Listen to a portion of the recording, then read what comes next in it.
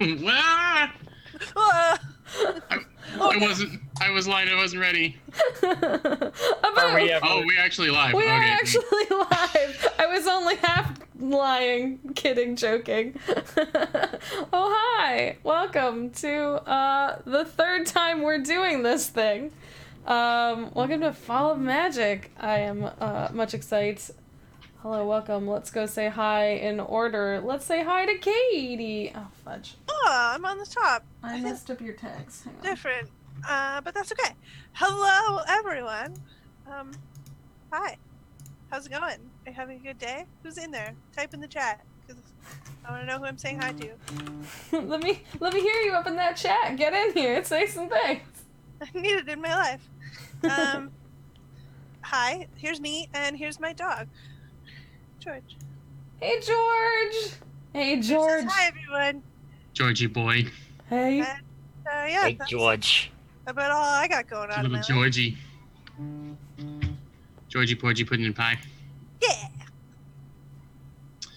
Cool, that went good, I think. Yeah, I think that was a really good. I think that was the best intro. Everyone, good luck topping that. Kit, it's your turn. Oh, You why are nailed you it, talking to you me? nailed it. No, I can't top that. You nailed it. I am Kit. I don't have a name anymore. There were mermaids. I got scared. Oh yeah, I forgot. You lost I your forgot name. everything that happened, and I forgot that I should like introduce my character and stuff. So Both, it already both me as a player and me as a character were really scared last time. We creepily stitched your shadow back onto you. That was fun. That was some fun body horror we got to do there. I liked that. Yeah, but that didn't scare me. No, yeah. It was the actual Is creepy. it? We didn't really discuss it. Is it the being underwater? Is it specifically the creepy fish people? Yeah. Okay. Yeah. Yeah. I mean, they are viscerally, in all forms, viscerally terrifying. Yeah. But yeah, so that's me.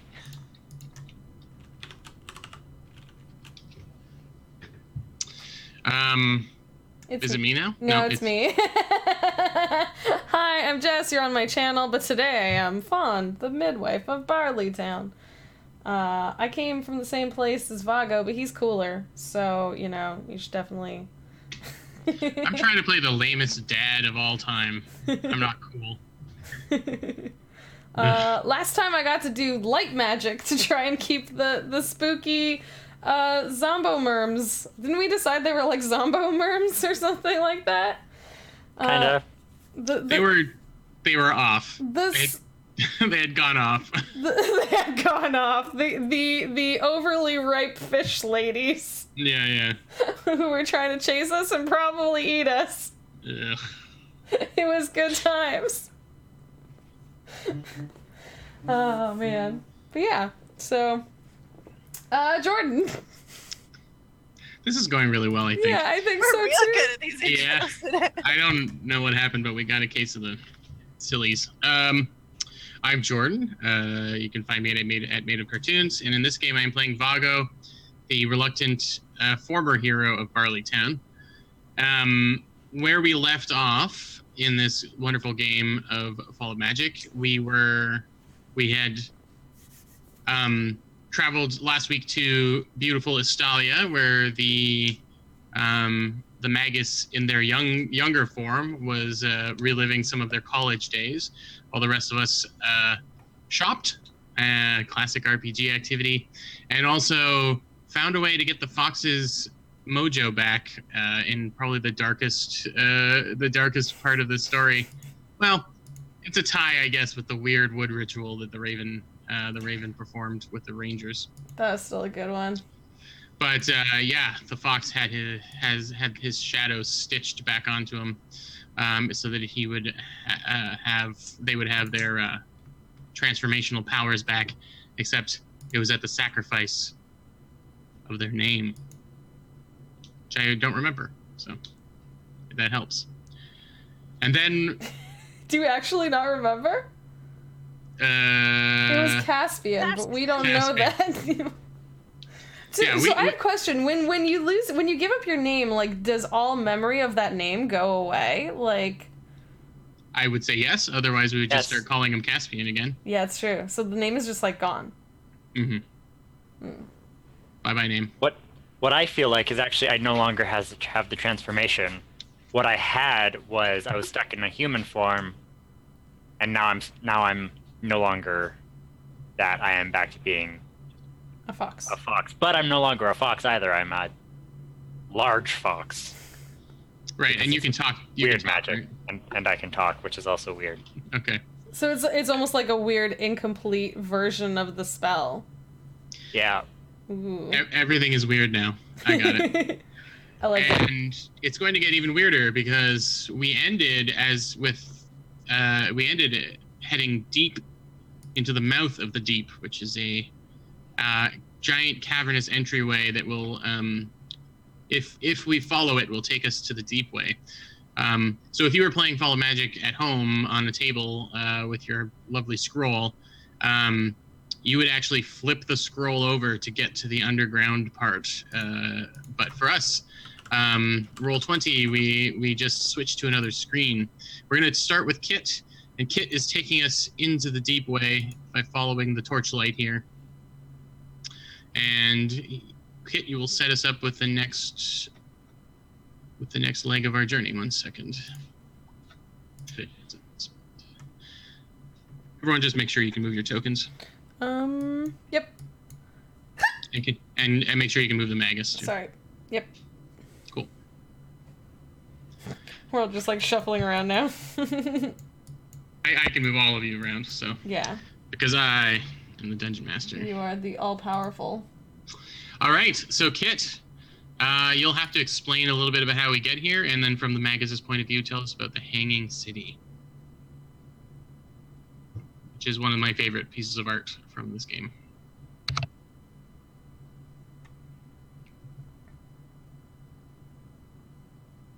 Sorry, it just all of a sudden got really loud over here. Oh, Like, I think the washer's off kilter, so it's like loud. it's not too bad when you're talking. There is Okay. definitely something clanging around, but I'm sorry. Which are we on? oh, so the Hanging City is where we have arrived to as we came through the mouth of the deep, and the prompt is the hospitality of the Rag Draggers, which I don't know what that is, and now you're in charge of making it up. Okay, because we're not on that yet. Oh, I didn't move you to there. No. I'm looking at it myself. Ha, okay. There we go. I don't get out much. Okay. This So looks so awesome. we woke up from the a night, what seemed to be a night, under this weird mossy tree place. And when we all woke up, the magus was gone. Upon further inspection, they were further in the cave, inspecting this glowing passageway. And once they acknowledged we were all awake, they motioned for us to join them. And we continued down this passageway until it became more of a corridor.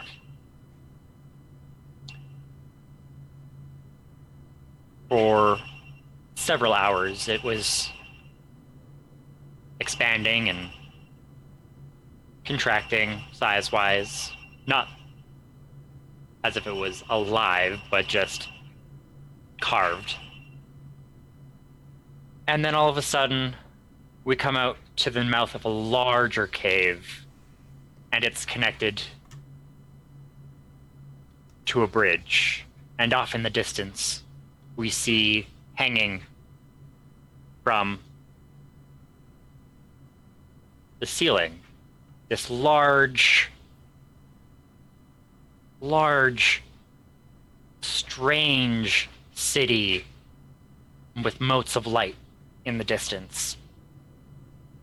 And two bat-like people standing guard.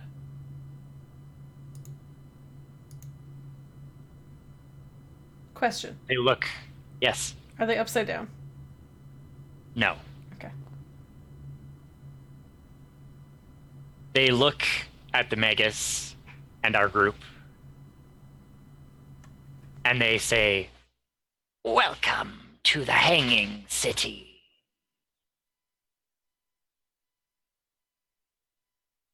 And they gesture to the bridge.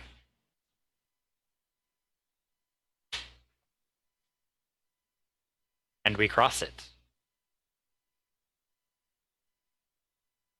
It's a little scary, as it seems parts of the wood are a bit rotted. But we make it across. And it seems to be a lively city, if not a little dark. There are children, what seem to be children, running in the streets, playing with whatever they seem to be playing with, be it a ball, garbage, who knows. But they seem to like it here, in this city, in the dark.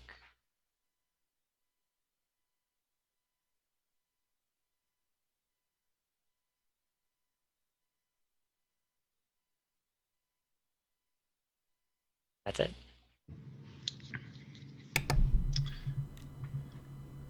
What order are we going in now? I was gonna say we got all thrown around, so I'm not... What was the order previously? It was.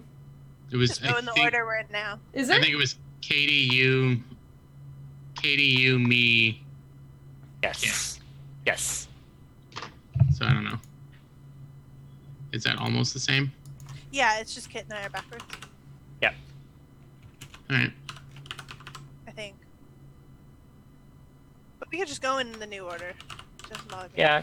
We started at the. I think we started at the top or the bottom of the last. So, go for it, Jess. Is that it?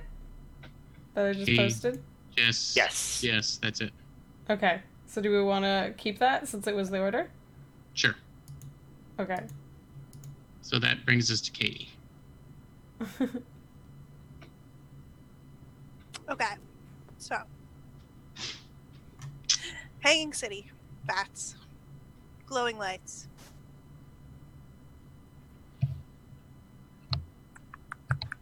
And my options are...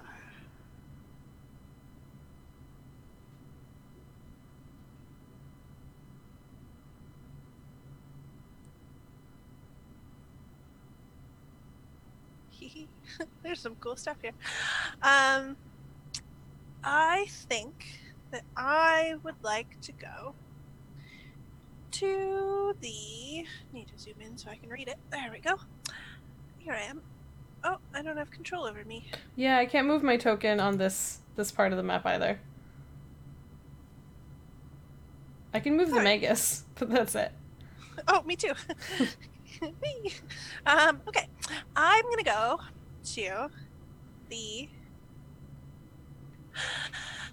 vertical gardens.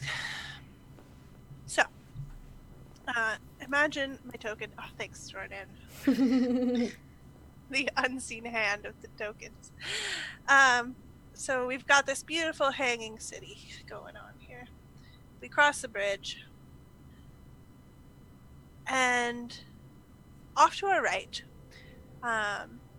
we can see that there is, from the ceiling of the cave, not just the city is hanging down, but also this magnificently large apple tree is growing out of the ceiling and down, completely defying the laws of nature, but totally embracing gravity. I was going to say defying gravity, but no, absolutely embracing it. And it has the apples that hang from it are perfectly normally shaped, but are gray. And the leaves are green on the tree. So Raven turns to everyone and says, "Look at that tree. I'm going to go check that out. Anyone want to come?" Oh, I'd like. I'm thinking we stick together, but yeah. All right. Let's go over there. I think everyone should be able to move their own things now. Whoop. Look at that. And I'm not defined by like the normal boxes either. It's free form. What is this? Oh, wow. It's really like just open. Fall of Magic Unleashed. Okay. I'm the wrong character. I'm in a good mood, so I'm like, hello. Okay. So, guys, where are we?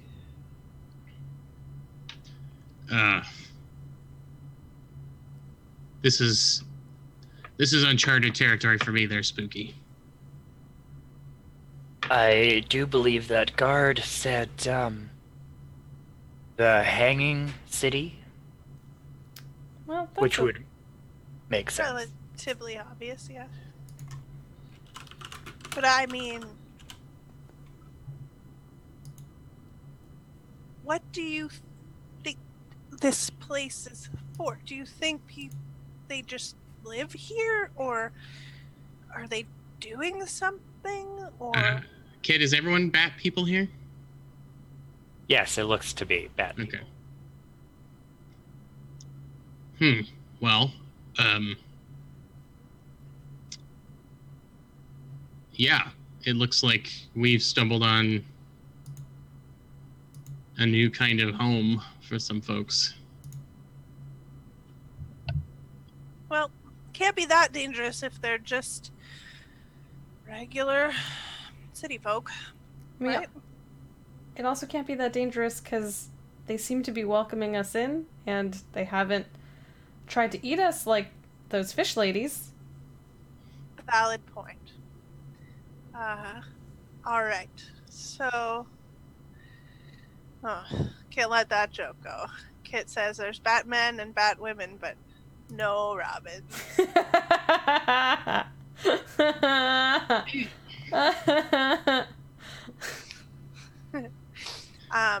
Okay. Dustin arrived just in time to hear that, I hope, that bad pun. All right. So I'm gonna make my way over to the tree, and everyone sort of came with, I guess, eh? Mhm. And as we approach the tree, from within its branches, extremely gracefully, flutters down a female bat person thing. And it says, "It seems you found my garden. Who are you?"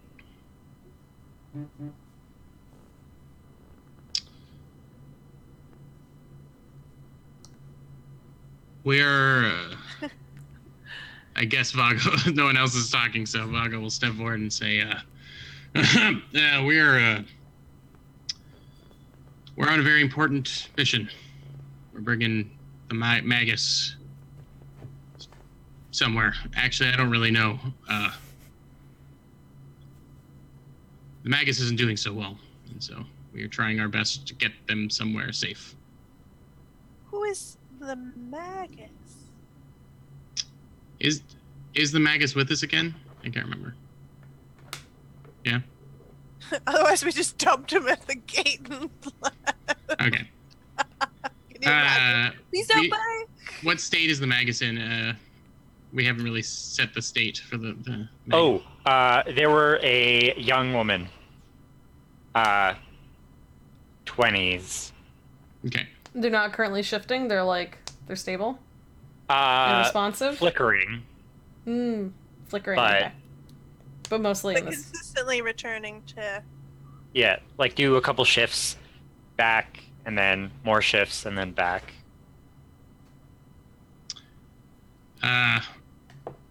Well, this is the Magus, and I gesture. I know they look pretty sprightly and spry right now, but I feel like as you say that, I feel like as you're like, I know they look really healthy and not at all special. They do like flip, flip, flip, flip, and then go back. yeah. So you can see, I guess we saw this potentially as a way across the ocean. We'll go under. Under the ocean?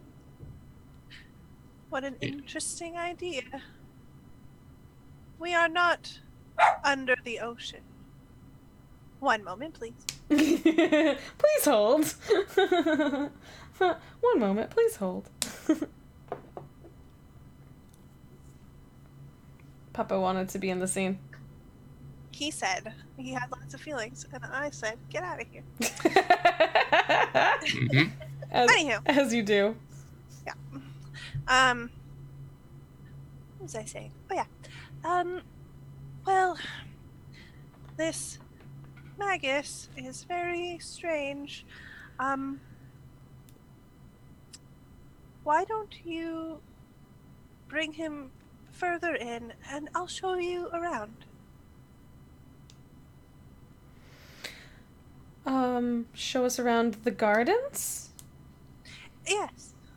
We have many rare flowers and herbs that may be of assistance to their plight. Oh, that would be great. Yeah, Vago nudges Fawn. Oh, this is right up your alley there. Yes. I mean, I've done what I can with what we have up above, but if you have different things, I'd love to see. You also work with herbs. Yes, what I know of. Fascinating. I would love to exchange some knowledge with you. Oh. Will you follow me? Yes, of course. And she turns gently, invitingly, and leads you further into the gardens. And as you're walking past this giant upside-down tree, you're seeing all kinds of different herbs and flowers and things that you've never seen before. And some of them are growing on the roofs of nearby houses and growing that way, and some of them are growing in the same direction as the tree. Okay. And you notice that the ones growing on the roofs of the houses are more familiar to you.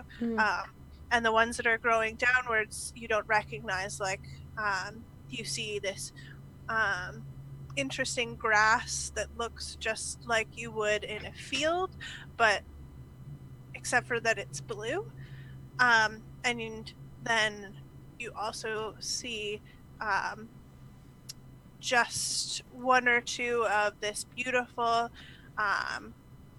wet looking black flower that drips a little bit as it's hanging from the ceiling. And what you see on the roofs is some things that you recognize, some things that you don't. Your classic sort of medicinal pain type of things mixed with other things, and you think you can decipher that like pain like things that affect pain are in the same general area, things for infection in other areas, but the things growing from the ceiling aren't really organized, but your guide seems to know what they all do, and she's sort of explaining them as she walks past. And then from her pocket, she pulls out one of the gray apples from the tree, and she says to you, this is our pride and joy. It is a bopple, because it's Silly Tuesday. And it often works just as you would wish it to. Oh. Are you saying that when you eat of it, it gives you what you need?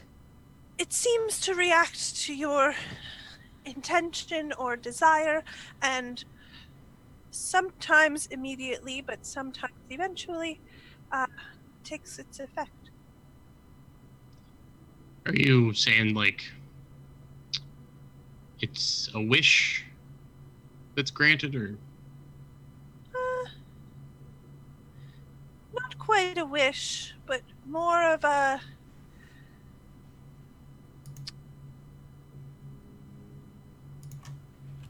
It feeds on your intention for it. It has a limited amount of energy from what we have come to understand, but we've never used it for anything too grand. Often when patients complain of a sour mood or a persistent bad dream or pain that we cannot control otherwise, the bottles can have an effect. That is fascinating. So you're saying this is a general purpose healing apple. Bopple. Similar to... Would you say that having one a day would keep the doctor away? No, sorry. Would I? Well, one a day would be too many, might perhaps? be poisonous. We've never tried it, and you would have to have many different intentions, and you may be confused. Do you have to consume the whole apple in order to get the effect, or would one bite do? And is it one bopple per person, or is it like Fawn is just like leaning in and is like... And she reaches into her other pocket and she says, for most applications we distill it to a cider, but in the most difficult cases, one consumed raw is prescribed.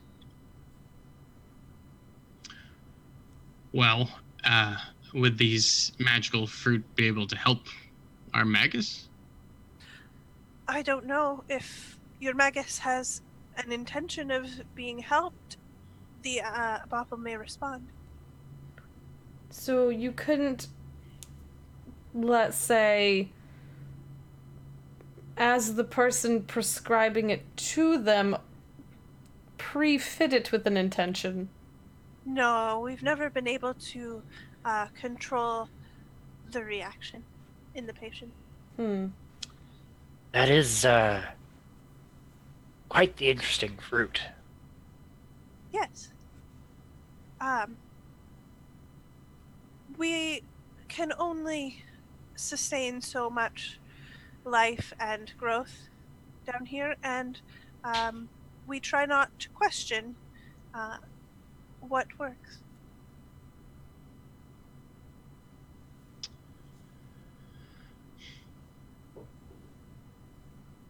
Well, I turn to the magus and I say, you gonna roll the dice on this one?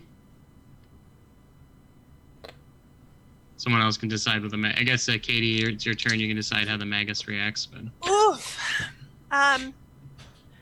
The magus shifts to the previously described female version and reaches for the apple, and then shifts to an old man and steps back. Shifts to a child and throws the apple up in the air. Shifts to the woman and brings the apple closer. Shifts to an old man and drops the apple in confusion. Shifts to a young man and looks at the apple with suspicion. Shifts to a woman, picks the apple back up, and before anyone can stop them, bites it.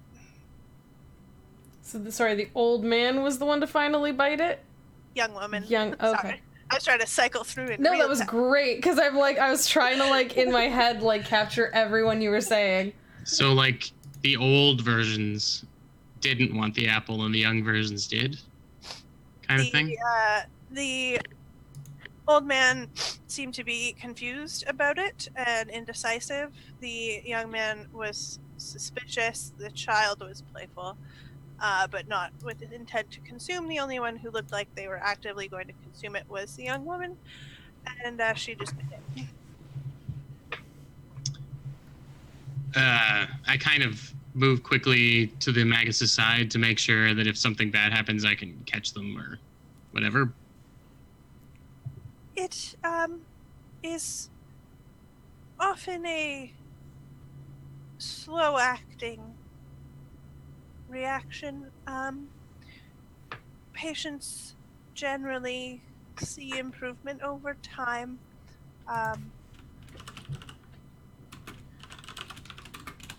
It depends on how strongly they desire to change their ailment. We've seen cases of extreme pain dissipate almost immediately, and we've seen cases of nightmares persist for years. I do hope it helps. Now, is there anything that you'd like to see? And I think Fawn, like, looks at the Magus, and then looks back at all the, like, plants, and then looks at the Magus, and looks at the plants, and, like, she clearly wants to go see stuff, but she's worried about leaving them. So I think she might go over and, like, check on the Magus, and then look at the guide and be like, I would like to see more of your garden. Is there, like, what is the light? Is there torches on the wall? Are there, like, interesting light sources here? Didn't you say it was, like, glowy? Like maybe little bugs? I didn't specify. Alright, I'll specify that it's jars of glowy bugs. Ooh. Cute. Ooh. They're kinda green. A little, just a little. Ooh. Yes, if it's still possible, if you wouldn't mind, I'd still love to see the rest of the garden if you would care to show me, and, like... Yeah, and she starts walking through the garden, taking samples, and explaining to you what they all do, and you can decide later. Okay. And then quietly takes you aside and says, Oh, no.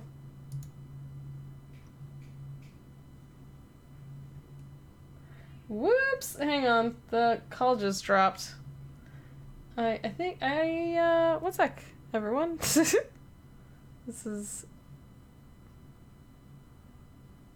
totally fine. 1 second.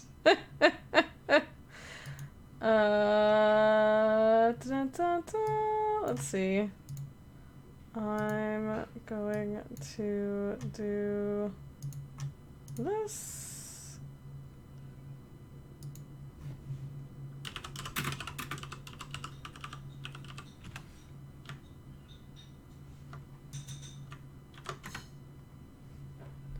Sorry, everyone. We will be back in, hopefully let's see. Oh, hi. and we're back. Yeah, 1 second Mostly. here. Mostly. 1 second. Oh, there he is. Hang on 1 second. I have to that put was us weird. back together again. Humpty Dumpty styles. We're partially there. We kinda did it. 1 second. Jess, you're the only one in the right spot. Magic!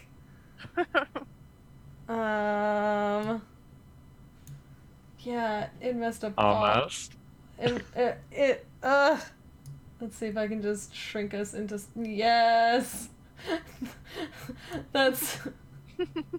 Thank goodness I didn't have to, like, completely... Are we closer to, like, our original... Nope. Jordan and Kid are backwards. Yeah, I'm just trying to move name tags. Oh, Than... smart. No. You're absolutely fine. I just... Da-da-da.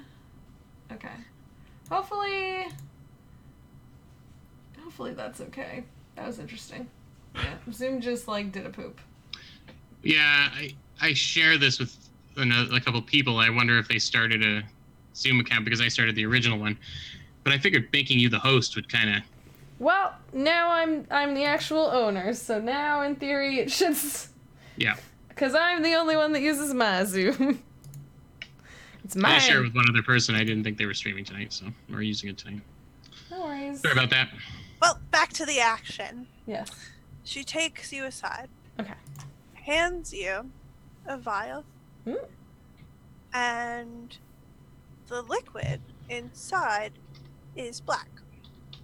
And in your relative intelligence, you recognize it as the liquid coating the black hanging flowers that you saw previously. And she says to you, if ever the magus becomes unmanageable or unsalvageable, this liquid will allow you to take their place. And she's speaking only to you in a very low voice, and you notice that you have gotten quite far away from everyone else. And she says, but if you share this knowledge with anyone else, we will kill you all. And then she smiles pleasantly and says, I hope you have enjoyed our gardens and that you find the Hanging City to be hospitable. We are very glad to have you and the esteemed Magus in our midst. Should we return to your friends?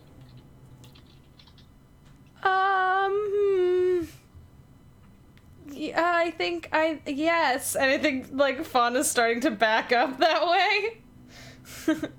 Yes, I think it would be great to return to my friends now. Remember, we will know. We hear everything. And her giant ears twitch.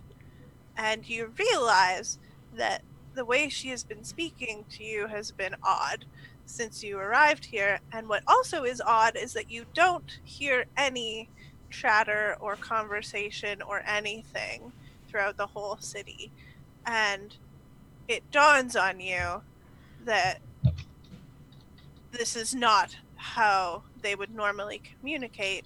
And something about this particular Bat lady, she learned to speak your language somewhere, and her ignorance of the Magus may not be as authentic as you took it for at face value. And that's where I'll end the scene and pass it to you. I pointed this way because that's where you are in the Zoom chat, but you're below Jordan on the stream. Yeah, I'm gonna rewrite the... Thanks, Jordan. Thanks for passing it down to me like that. I think I'm just rewriting up the... That was the order, right? I need it for my own keeping up with stuff. That looks right to me. Sure. I didn't play myself that much that round. I hope that's normal. I didn't realize until it was over. No, you managed to out spooky though, so that's good. Yeah. I think it was a good scene. I don't know what the rules are regarding you having to play your own character, but No, I think that's great that you kind of embodied the character that was needed for the scene. Thanks. yeah, I thought that was pretty cool. They can be spooky. I love how like at the start of the scene you were like, oh, it's so hard for me to be spooky. I just want to be happy, and then you re-spooked it. You up-spooked it. I tried to be Raven, and I was like, no, I'm too cheerful for this. And then I was like, oh, you know what's a great story when cheerful, happy-looking people are evil as fudge. And sometimes evil people are really nice. You never know. Good luck. Like the Giver.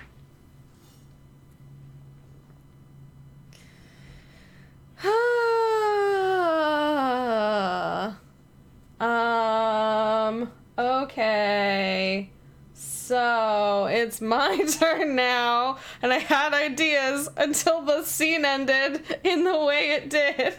I feel so bad. I feel like every time I take a turn, I mess up what you wanted to do. No, it's We hilarious. should switch the order so you don't have to go after No, me. it's hilarious, and I love it. I was gonna go to Kettle Bottom, but now I'm not sure. I might want to go to the guest house, because I have just been offended.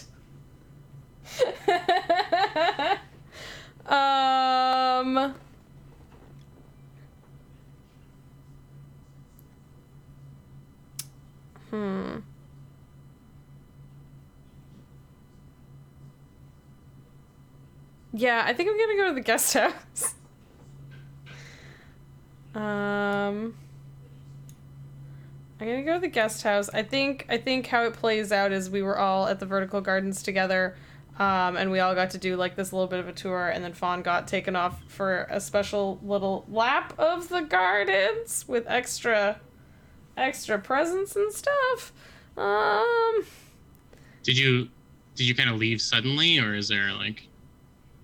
What do you mean when she was taken away? Well, after you heard these things, which only you heard, the death threat from the Bat Lady, did you like want to leave suddenly, or? Yeah, I feel like Fawn would have like gone back to try and regroup with the group and tried to find the Magus, and I feel like the Magus would have been taken back to this guest house here, like, because I assume it's where they're keeping us, and it's like a, as it says, the guest house seems like a place where they keep the guests, and we're the guests, therefore, I'm going there. Would anyone like to come also? But I think sort of like Fawn does kind of like shuffle off quite quickly, like kind of like looks at the group and then looks past the group and just keeps walking. Well, I'm not really super excited about these weird plants either, so I would definitely start leaving. Vago wants everyone to stick together. This is weird territory. Yeah, Raven will totally agree with that, and is just kind of following, observing. I was trying really too keen about life right now. I was trying to move my token. It doesn't work. Oh. I was on Twitch. Oh. You were pawing at the screen. Hilarious. That is amazing. That is so great. Well done, chum. It's also the second time I did that. That is so great. I love that you just did that. That makes me so happy. Yeah. Oh. Oh, Muffin, you might need a nap. I'm kidding. So I think what happens is, like I said, I think sort of, I assume the group mostly like stayed together, and then Fawn got sort of like taken away and was like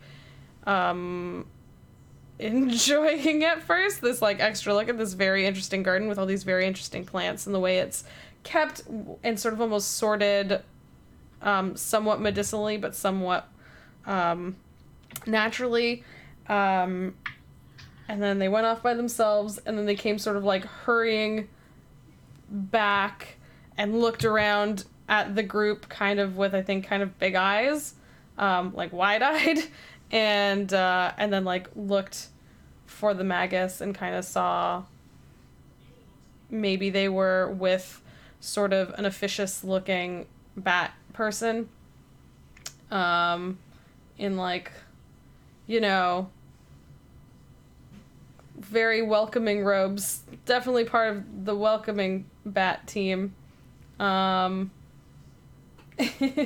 is sort of like, you know, like leading them around, like indicating things and pointing to stuff, and I feel like the Magus is like nodding, and then eventually sort of like gestures into a house and like opens the door for them and like leads them in, and so Fawn is like hurrying up after this, trying to catch up, and walks in, and I think you guys said everyone's pretty much following in as well.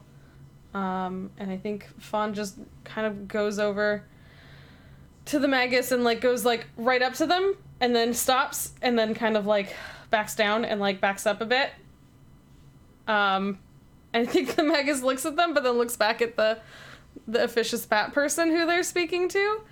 And Fawn is kind of pacing around, I think, this guest house and looking at the Magus and then looking at stuff here and then looking at the Magus. And we're all kind of just lingering here. Yeah, I think everyone sort of comes in as they see fit, and I think it's kind of a guest house. It's one of these, like, I'm gonna do it's like one of these nice like bigger ones. There's a lot of like space. We each have like our own almost room? Or I don't bunch think we've been shown them yet. I think sort of like, I think as the one bat person, I'm going to say the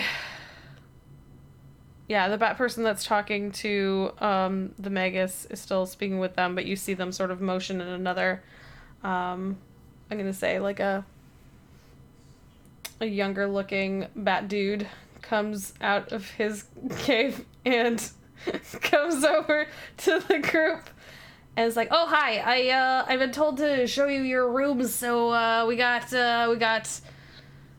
some with windows, some without windows. Do you like looking down at deep open expanses? Because we got those. Good views, really good views if you want. Or if you don't, if you prefer not to, we got some more like enclosed ones that just like section off here near the common room. What would you like?" I want one with a view. Yeah, certainly. view for me, I guess. All right, are you together? Or, No. Absolutely. Yes, they are. They're okay. wonderful. Okay, I can get you, No. like, one with No. a nice big bed and, like, Yes. a good room. No. The fox doesn't speak for me. No. I'm not with Spooky. I'm happily married. Okay, that's fine. So, five different rooms. Everyone needs their own. That's not a problem. And, like, leads you I'll off. just curl up on the floor. Oh, by yeah, the that's fire. good, too. It's The fine. communal area is, use it however you want. Like, just Someone hang out. should stay with the Magus. Fawn is still pacing in the general vicinity of the Magus. I meant like in their room Oh. with that. I Is will this stay something you with say? Is this something you them. say out loud? Yeah, but not as awkwardly. I shall stay with the Magus. I need no bed. All right. So you, the Magus is staying out here with you. Do you want some do they need some blankets? Do they need some, like, Sorry. What's your name? Bruce. crass? I don't know. Crass? Yeah, All right. crass. Love it. It's like the sound of when a mix of like water and rock fall. It's like crass. So that's how I got it. Okay. Crass. I think what the fox was saying is that maybe he'll stay in the room, in a room with the Magus.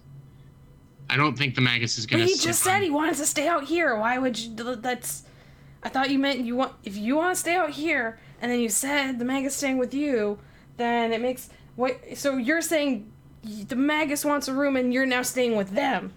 So while this very interesting and nuanced conversation is occurring, Vago wants to go and check on Fawn. Fawn is like kind of like acting weird. You just what you described seemed weird for her. Is it? I don't know. She's pacing. Yeah, she's definitely kind of. She kind of like I think there's a mix of like seating and like tables and stuff like that, and she's kind of staying in the general vicinity and kind of like sort of approaching the Magus and then kind of like stepping back and then looking at some like pamphlets on a table and then looking back at the Magus. So is it obvious to me that she's acting kind of weird? Like she's. I think it's not uncommon for her to stay near the Magus. I think it's not uncommon for her to want to check in on them. Okay, well, if you don't think it would be weird to me, then I guess I won't do that. Look, we need 4 rooms. The fox is going to sleep on the floor of the 4th room with the Magus. All rooms can have a view. Okay, so 4 rooms with views, 1 with floor seating. Got it. And like starts to like take you down a hall and is like, this one, not this one, this one, this one, and that one, and just like sort of like points at different rooms for all of you. Thanks. No problem. If you need anything else, I'm gonna go to my room, which is around the corner, 2 doors down, and then 1 over, and then like inside of it. Mm-hmm. And then they start walking off.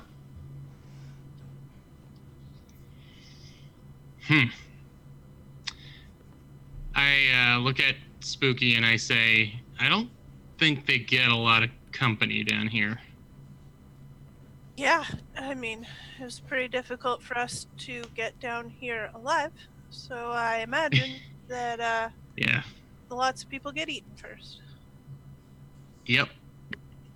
And I'm not sure that I would give it a good recommendation based on the current our current encounters. Yeah. Everyone seems weirdly happy. I mean, I don't want to be the guy who's like weird about the bat people because, you know, trying to be open-minded about stuff, but Yeah, don't want to be the small town. that's right. Yeah, I know I got an air of bumpkinness about me, and I just don't want all the stereotypes that come along with it. But they are weird, right? Like, I'm not crazy. No, not crazy. No, you're crazy. You talk to a nothing. But they are weird. Whoa! I Fox? don't know if I like this new you. Whoa! That was mean even for me. Yeah, Spooky thinks you're mean, Fox. That's a bad sign for you. Sorry, these kids are weird. Yep.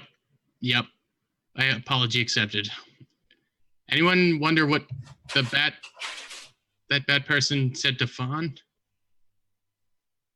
I imagine it was a lot of boring herb stuff.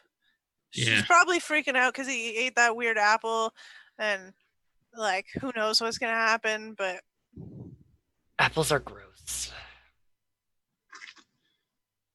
I mean, I don't mind a good apple, but the bopples look gross. So, Yeah. but I guess like the Magus seems fine.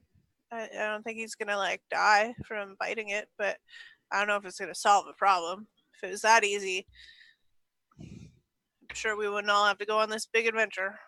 And then the Magus dies. Good thing it's not your turn. Yeah, we're not killing the Magus right now. Too soon. We'd have no raison d'etre. Yeah. Well, I guess we just keep an eye on them and make sure that, I don't know. Keep an eye on them. That's all we can do. My dog misses me. Fawn seems to be keeping quite the eye on him. Maybe we should keep an eye on the bat folk. Yeah. Sure. I don't want to give any side eye to them just yet, but I think we're strangers in a strange land right now, so. we got to make sure that. Well, and you can be suspicious without looking suspicious, because everyone expects you to be suspicious. That makes sense? They expect. Oh, you mean you as in all of us, because we're new here. Not you, country bumpkin. Everyone expects you to think that these bad people are weird and to be suspicious of them. So it's not weird if you do it. But I could basically live here and fit right in, so I can't be suspicious of them. So Spooky, you're asking me to lean into the presumed racist behavior that would be expected from me. Yeah, I'm saying play the role that the circumstances require. I'm not going to do that. Aw, man. It's going to be real hard to question them. No. If you don't do it. When in Bat Town, we do as the bats do. All right, well, you have fun sleeping upside down. I am going to bed. Yeah, speaking of which, as you go into your rooms, all of you have, like, these big windows, but they have, like, almost like slatted blinds. And as you go and try and, like, pull them down, they won't... Sorry, as you try and go and pull them up, they won't go. And then finally you realize that they're reverse, and you have to, like, shift them down. And, I love that. And each of you has, like, a little basin, and you hear, like, drip, drip, and there's actually, like, a slight hole, and then, like, stalactite water is coming in and dripping into the bowl, and then there's a slight where it overflows, it goes down to the next place, and everyone has a movable, like, jar of lantern bugs to light your room.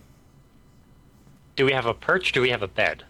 I'd say there's, like, a variety. Like, everyone has, like, something different in their rooms. It's almost like there isn't kind of a consistent, like, different people like different ways of sleeping here. So there are, I think one of you might have accidentally gotten a room with, like, an upside down hanging bed. That was like, you might need to switch out from that one. So Which one of us was it? River got an upside down bat bed. They thought it might suit her. As I've settled into mine, I go out to check on everyone, and I go and look at River, and I say, "Oh, they got your number." Yeah, I guess I'm set to be a bat. Yeah. Well, I am not accustomed to sleeping on the floor, so I think I will be on guard this evening. You gotta sleep, so you can just take my bed, and I can sleep anywhere. I can sleep leaning up against a busy market stall in a busy market square. That's the Vago guarantee. All right. Well, I won't stop you from playing the small town hero. I'm just letting you sleep in my bed. You don't need to give me that. Well, I will be locking the door behind you. Locking me into this room? Out of the room. Out of your room. That's fine. I'm not gonna... Out of your room. Good night, River. Good night, country bumpkin.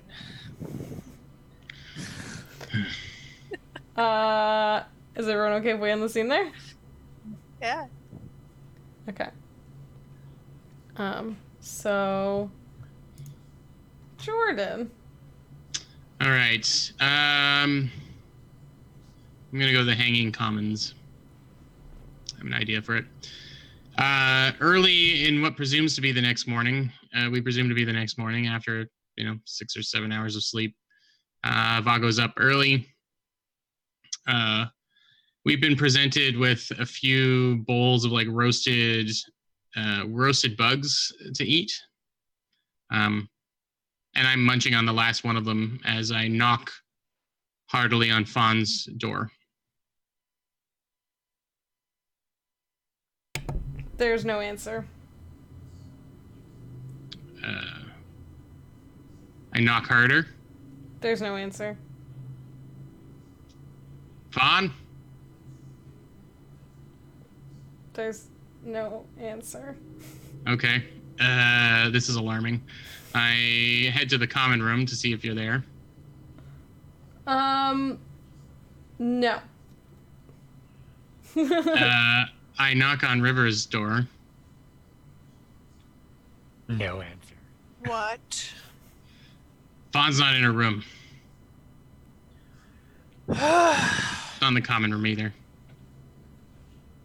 I suppose you want to go rescue her. Well, that wasn't my plan for the morning, but yes, we need to make sure that we all stick together. Okay. I go And, knock on I say, as you say, okay, I head over and knock quickly on the door of the Magus and the fox. Fawn answers. Oh, You're hi. in that room? Good morning. Yeah. You didn't say that, right? You didn't say you're in that room. No, I'm confirming that you were what room you were in, yeah. Fawn was in the room with the Magus. Right.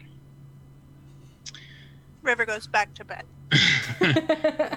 Right. This makes sense. I got a little panicky. What's wrong? Why were you? Is something? And like Fawn sticks her head out the door and she's like looking both ways and she's like, "Is there something? Is there something wrong? Are there more? Are there more fish people? They wouldn't come up here. No, they can't. We're safe up here. Last night, River was just really calling out the bumpkin part of me, and I thought that maybe the couple of Barleytown bumpkins would go for a walk. I don't know if I want to leave. They're gonna be fine. They're gonna be fine. They ate the magic apple. That's usually when things go great for people. Fawn looks back at Fox.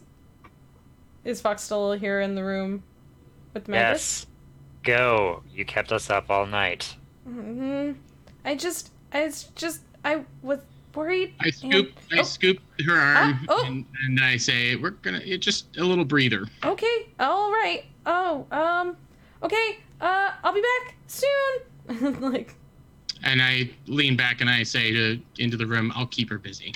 And we go out the guest house, and into sort of the equivalent of the downtown, I guess, of this weird hanging city. Lots of bridges, these sturdy, seemingly rickety, but always sturdy bridges that connect all of these different buildings. And I say, how do you do it? How do I do what? Plants? Did you want to know more about plants? No. The light thing? That's new to me. Fawn, I just wonder sometimes. I mean, you look so young. Yes, well, when someone gives you the title beautiful, apparently you just stay looking that way. Well, I mean, I think you could be old and beautiful. He kind of like gets a little upset. No, you're right. Absolutely. That's true. I just mean, you were there when Rollo was born, and anyway, you kind of have looked this way for. I mean, he's as old as you look now, you know. So it's just. I think I got a few. I've got a few wrinkles on Rollo. I think Rollo's doing good, still looking young. All right. Garden Lady Bat dragged you off yesterday. That happened. Yeah, and I just wanted to, check in. Yeah, it's good just keeping an eye on the Magus, because they had that Bapple, and we don't know if Bapples don't work with Maguses. That's not tested, so gotta watch that. So Fawn, I need you to take a deep breath here, and yeah. Wait, no, that was out. That's the one. That's the good one, yeah. Is everything all right? What did she talk to you about? Plants. Uh-huh. Things other than plants. All right. Mm-hmm. You don't have to tell me if you don't want to tell me. Mm-hmm. If you feel like talking about it, let me know. Mm-hmm. But and it's so obvious to me that Tobago that you have something to say. So I really took what River said to heart about maybe how a couple of bumpkins from Barleytown are appearing. She's already got the goth cloak and the batty look to her, so I don't think that they're going to give her a hard time. But thought maybe we could look around and find something that, I don't know, spend a little money and show that we're willing to walk the walk, All right. I mean, I think anyone can sort of find their place anywhere. No place is one thing. Yeah, I think Just because, it's a little spooky doesn't mean it's all for River. No, I know that, but I just also mean that we're not in Barleytown anymore, and yeah, we haven't been in Barleytown for most of this trip. It's true, but this seems further than we've ever been. Yes, so I can't say I've ever fallen deep into a cavern before. So as we are walking, there is a. So we've been around for a day or so now, and we've learned where the term rag draggers comes from, and it's that the bat folk have wings, but they don't extend all the time, and when they're walking, they kind of just drag on the ground behind them, and it looks like the brown and the grays of the bat wings kind of look like dragging cloaks or rags. And there is this place seems outfitted for visitors more than you would expect. Like, they have a lot of things for out of towners that just seem to never have been purchased. And so as we walk, we find this place selling cloaks that kind of simulate the look of the dragging wings. They've got like thumb holes in them so that when you lift them up, the cloak kind of follows along with it. And there's a hood that has kind of stylized hanging bat ears on them. So then would anyone from here actually wear these, or are these specifically for No, it's weird. non-bat people? They seem to really want people around. They have the guest house. The fact that they've got beds in it at all is a sign that they want people that don't hang upside down to visit, right? Yeah, no, you definitely saw a variety of different kinds of beds, so it was definitely like open and available to a variety of people. Right. And so as we were walking arm in arm, I say, hey, this is weirdly exactly what the kind of thing. This is almost too on the nose, to be honest, but have you got one in big and one in little? I say to the bat salesperson. Does anyone want to be a bat salesperson? You want to take over as bat salesperson? Oh, yeah. I think I've got something for you, too.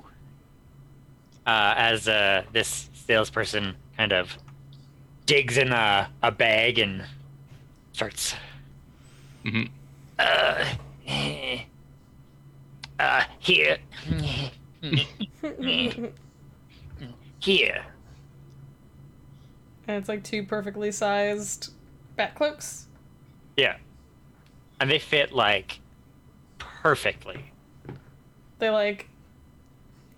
Almost they fit top to bottom and across to thumbs? Yeah. Mm-hmm. Almost as if they were, like, previously sized to you.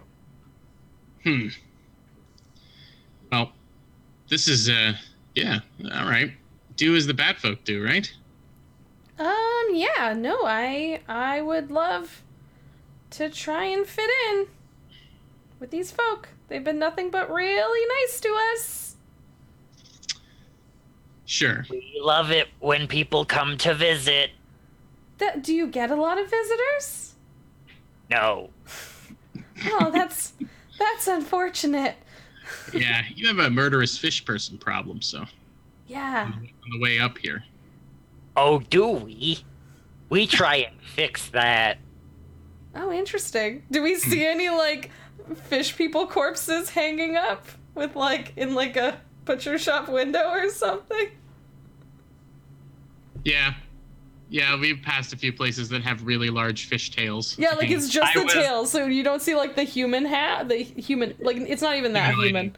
It's funny you mentioned that because that was going to be my turn. Okay. Well, I'm wrapping up soon, so I love it. Fawn, we're like a team on this. Like we're all in it together. So Fawn is flapping their wings. yeah. I just let us know if something. If there was anything I could tell you, I would absolutely tell you. Okay. Great. I pull up my bat hood with the floppy bat ears, and we bat flap our way back. I was gonna say, do you think it's rude to do this? Well, you've been doing it for about 5 minutes already, so and no one said anything. So yeah, I feel like there's some people staring at us, but like not in like a rude way. They're staring at you and just smiling. Yeah, I feel like they're amused. And you find that as you spread your wings, a bit of a breeze that isn't there that isn't always there seems to show up, and kind of billow them a little bit. I like it. And that's where we're at. That's my scene. Nice. Cloak of bat kind.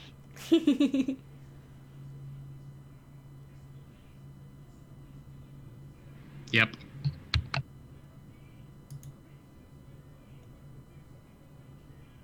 So Kit, what were you saying your idea is?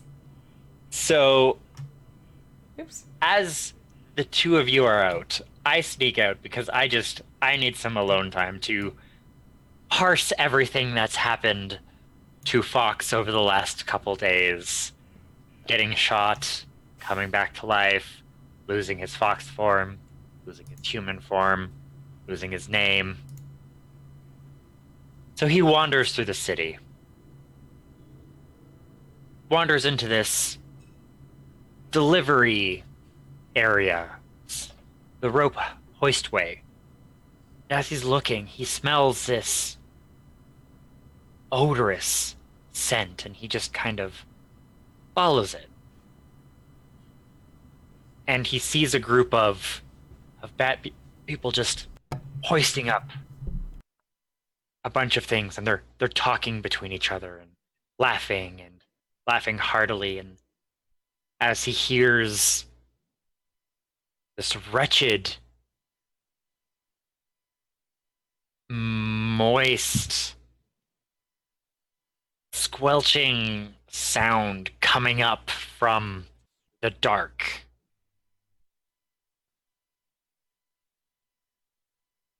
And all of a sudden, this emaciated, skeletal, half-fish thing gets pulled up and over the edge. And they descend on it. Feed, teeth biting into it. And its pale skin just becomes even more pale. And when they're done, they just throw it onto a cart with seems to be more of these emaciated fish people. And then the cart ships off. And Fox is just left looking with horror at this scene of absolute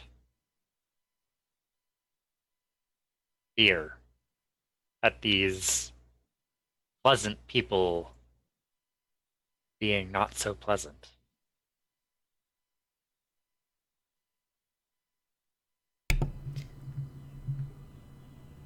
Bats gotta eat. Yeah, what is Fox? Fox is, like, disgusted by this? And terrified. Oh. Just with the viciousness with which they... And, like, those fish things are terrifying, so how terrifying do you have to be able to hunt them? Mm-hmm. That's what's upsetting Jordan. I have a question. Do the people have, like, bat talon, like, claw feet for, like, I would say so. swoop Probably. divey catches? They do a swoop. Oh, swoopers. Dirty, rotten swoopers. Spooky. So I think we're going to take our first little break. Yeah, so this seems like as good a spot as any, so we're going to take a quick break. We'll be back in a few minutes. Go up, stand up, get yourself a drink, get yourself a snack, do a stretch, all that good stuff. We'll be back here in a few minutes. Thank you so much for hanging out with us. We will see you in a few. Bye. Bye. See you soon. Bye.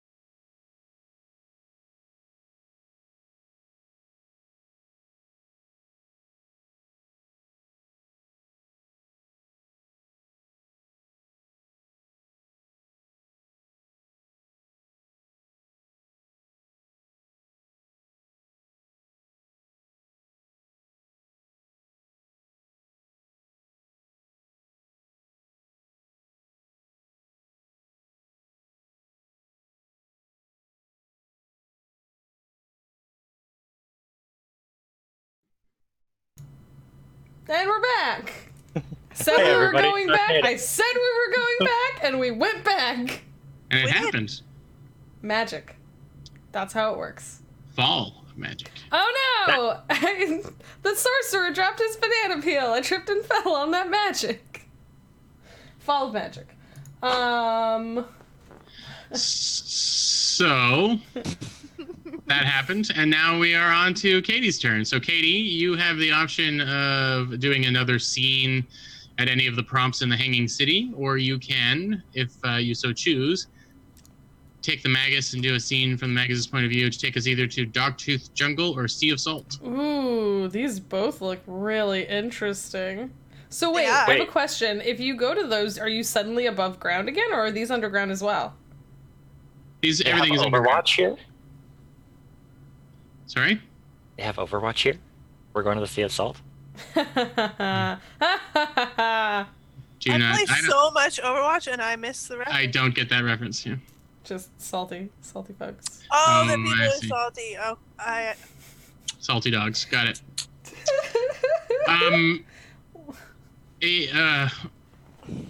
I think we're still underground. Okay.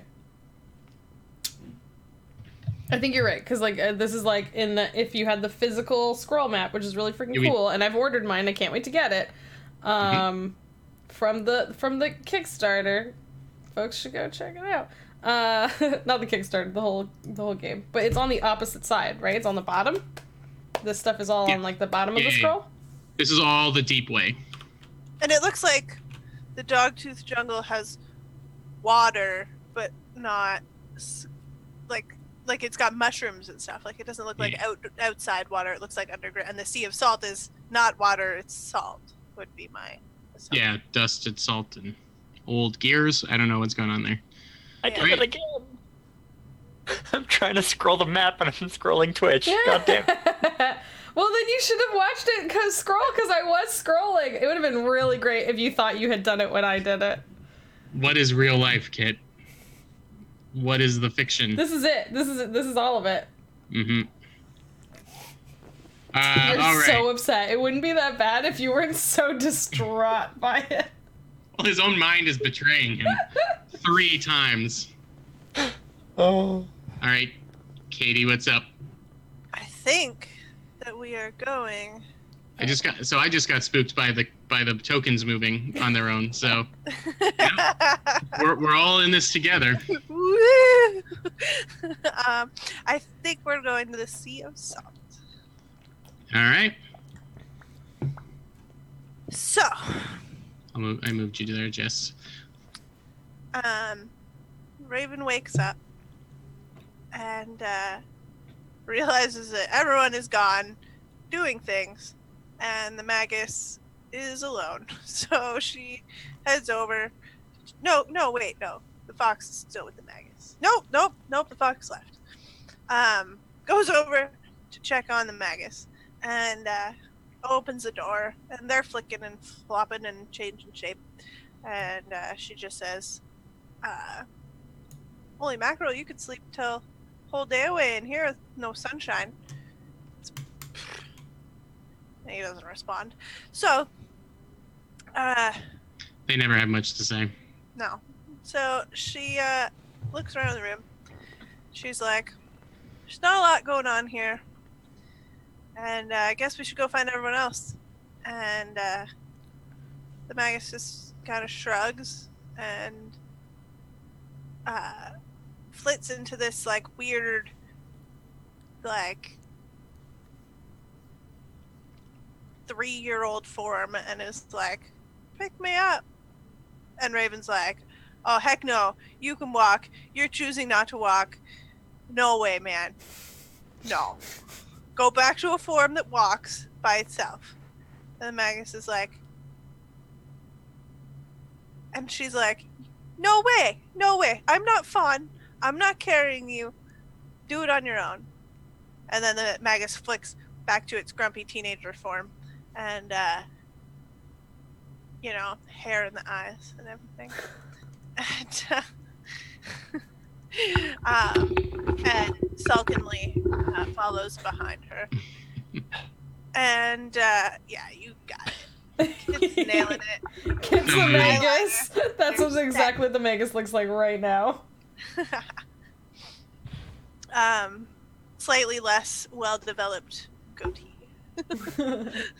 Just like a couple like scraggles, like they tried to shave but didn't have enough actual facial hair to do it.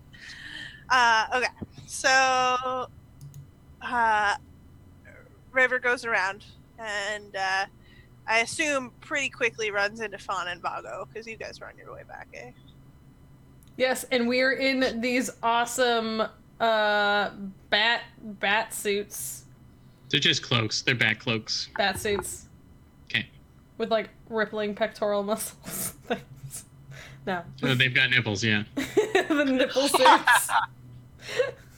Banned on Instagram, bat suits.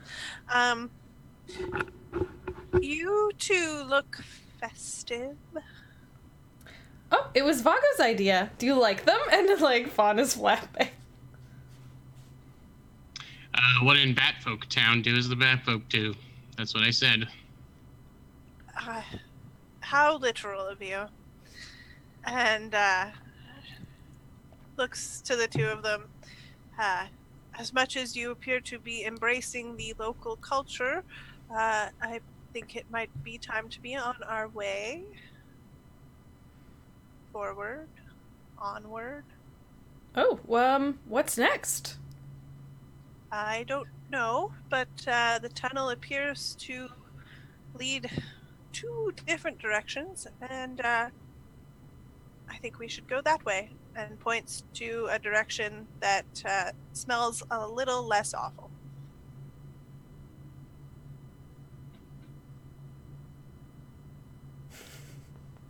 Okay. But first, we need to find our furry friend. Fox just kind of finds you and just scurries up and say, I think we need to leave. We should leave. Yeah, let's leave. Please. You don't like it Please. here? No. Oh. No. Let's leave. All right. Mm-hmm. Well, I won't argue with everyone agreeing with me. And she sets off down the path towards the Sea of Salt. And as they walk down the tunnel, they hear the flapping of the occasional wing in the darkness. But you can't, sorry, Kit, you can't see very far at all, even with green bug assistance. And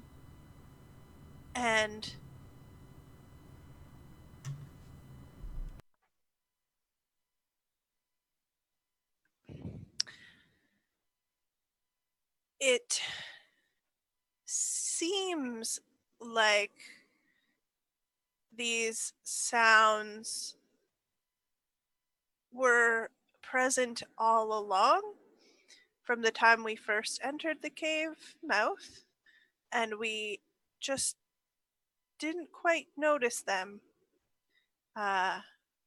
until we had something to attribute them to. And there was a lot going on previously in the tunnels, so it's possible that they've been there since the beginning. And we make our way down the tunnel, and it starts to smell like the sea. And River turns to everyone and she says, "Do you think we're going outside?" I hope so. Well, onward. And the Magus takes the lead. And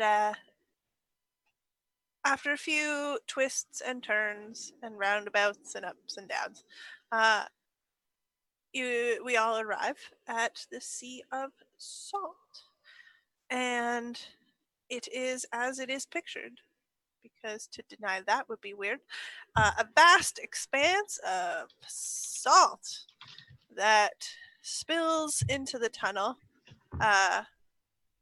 And growing from the salt appear to be the remnants of lost ships, a skull, some wheels, perhaps cogs, but it's hard to say. And it looks like someone sucked all the water out of the ocean and left everything else behind in a cave. And the magus turns around to look at everyone and Fawn's the first to notice because she spends the most time looking at him. But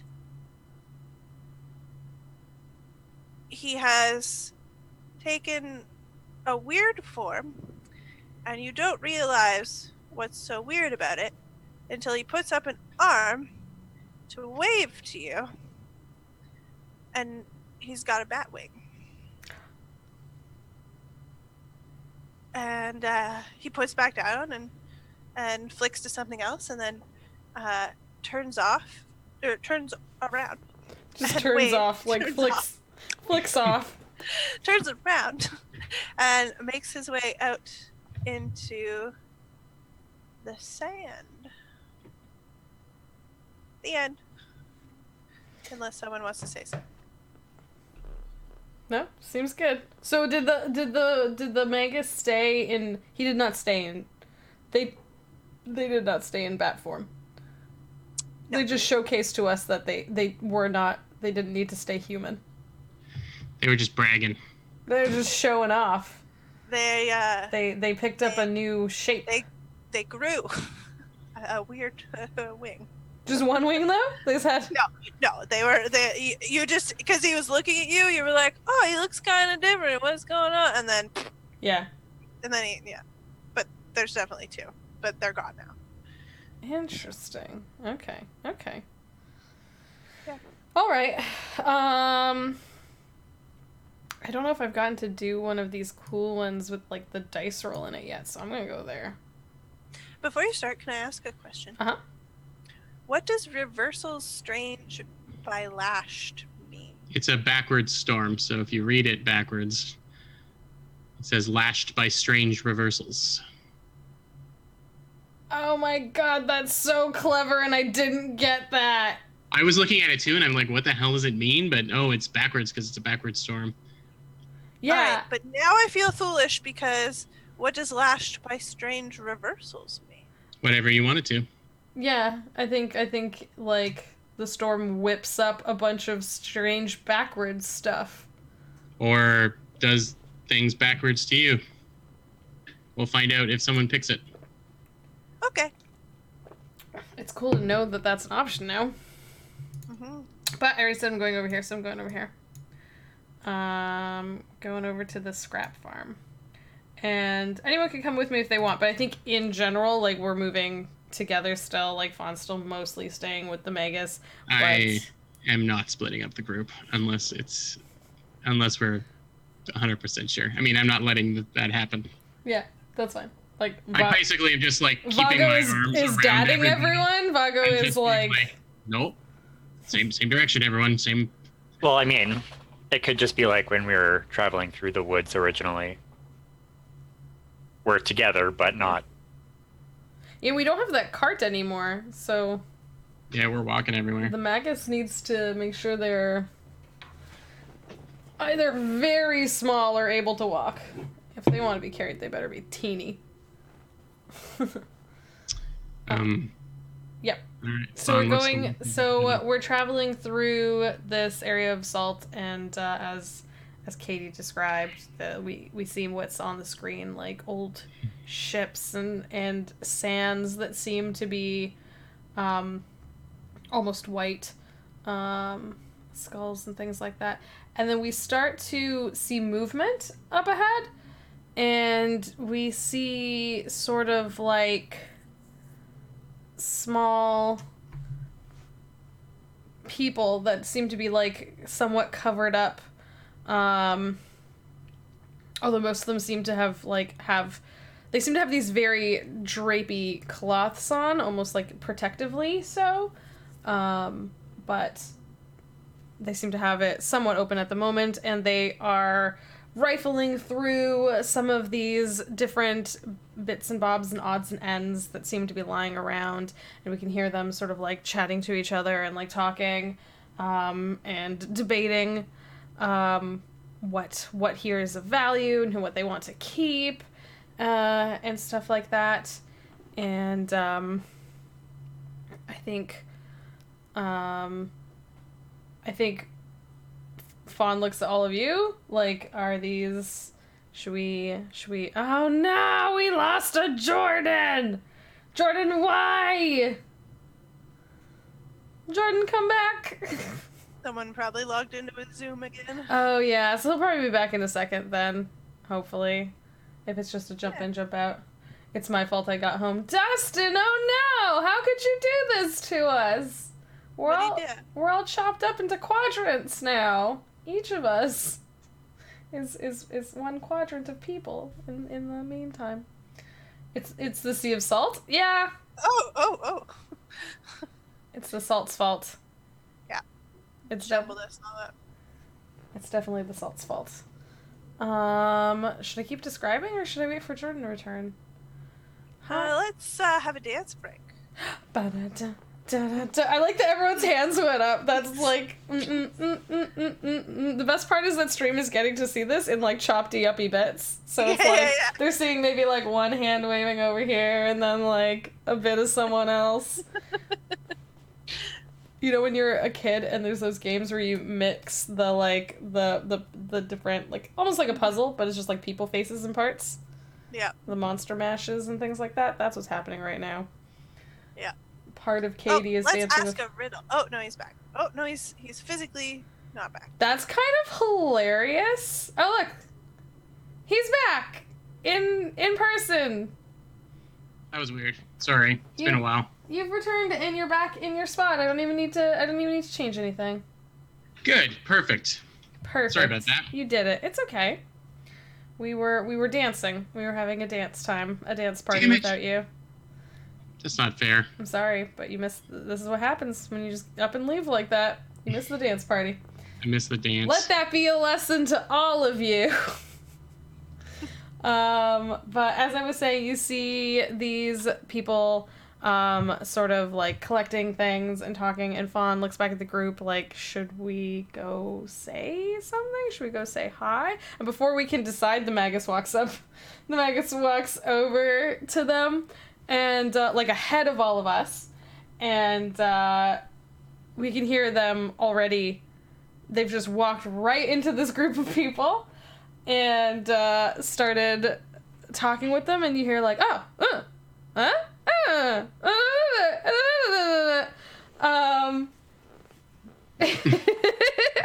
Okay.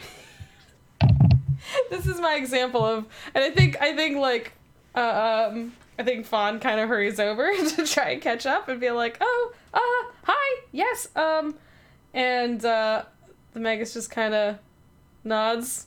I guess their emo teenager hair and face right now. There's like, like these folk, and it's up. Yeah. This fucking guy. Do y'all approach? Do y'all come over or do anything? Sure. So what are they doing? These people? They've stopped everything they were doing. There's about like a half dozen people here. And they seem to have stopped what they're doing, and they were like very interested in talking to the Magus for the minute that the Magus was talking to them, but the second we got over there, the Magus has nothing to say. As the Magus does sometimes. Classic Magus. But they're like, oh, hello. Nope, did that voice.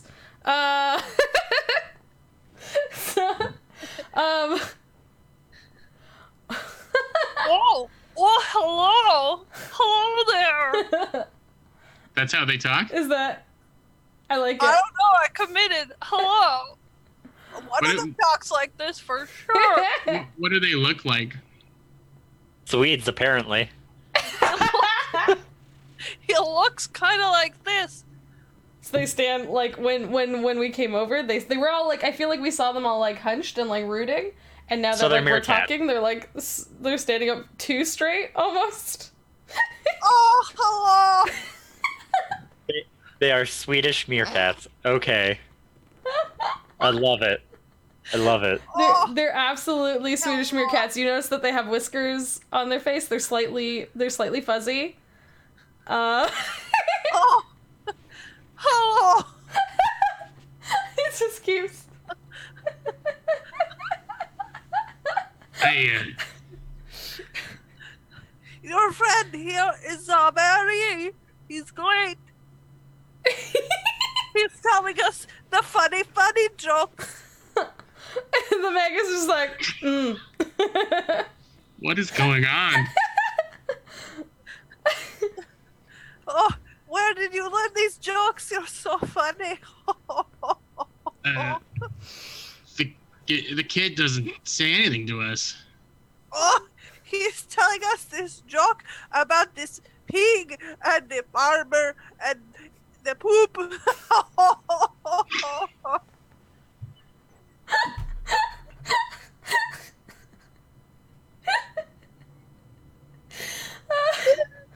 I think that the Magus just like nods.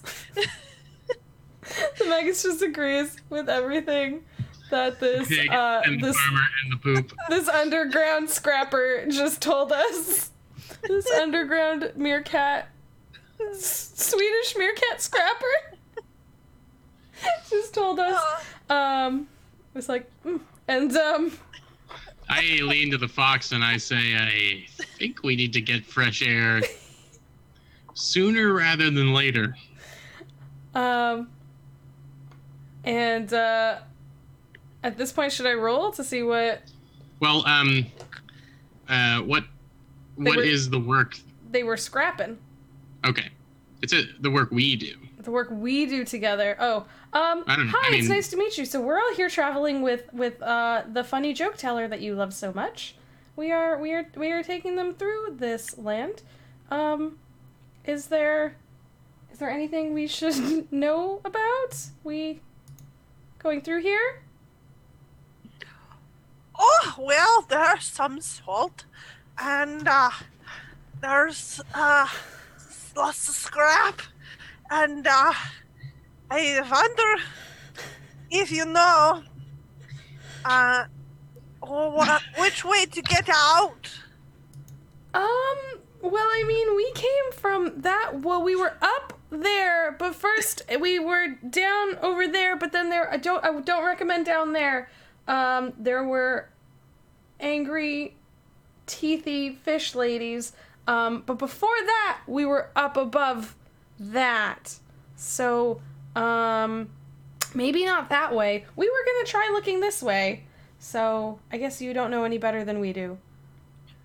Oh no, we've been here as long as we can remember, which is why we are so much liking your jokes, because we tell the same three over and over and over and over. But then your friend, he said the farmer and the pig, and then the pig jump on the farmer, and then the farmer face in the pig's anus and the poop in his eyeballs. Oh, your friend, he's so funny. So funny. Valgo at this point looks over at the Magus and I said, "Where did you pick this stuff up?" The Magus just like, First flipping the bird and then this.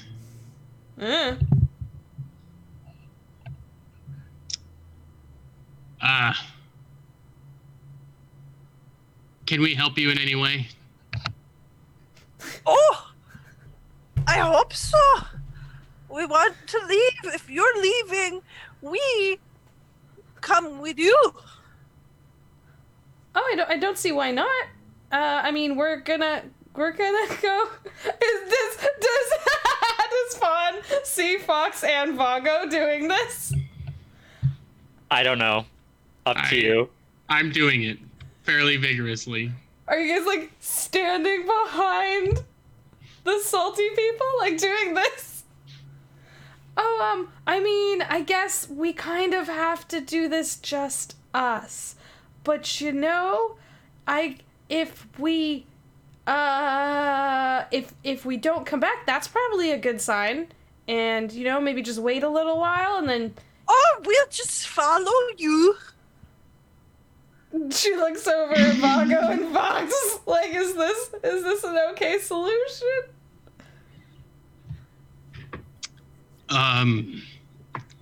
Good sir, you just wait for 5 days and 5 nights, and then follow us. Oh, but then we will not see you. We'll leave. See, we're in the sea. A new joke! Good job! Oh, little lady, thank you. We'll leave we'll leave markers for you. We'll leave waystones for you. But you're here now. We will just follow you closely. Our duty is something we have to do on our own. Your duty? Your duty? Oh my god. If you have to do a duty, we won't follow you too closely.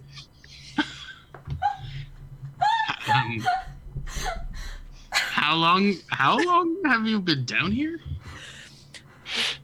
There's no sun, so we don't know, but we think, hey, Brivik, how long we been here, bud? Oh, we've been here down here for a good 12 years, I think.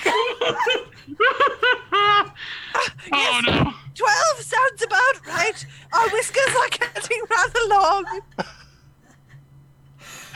Oh, yes, very long. Oh no, it's contagious, Jess. I regret nothing.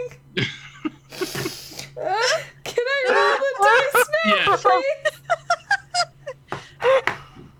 The work we do together is perpetuating this insane scene. That's the work we do. Roll the dice. I got a 5. The work we do alone, it's your duty. Yeah, it's time to do our duty by ourselves.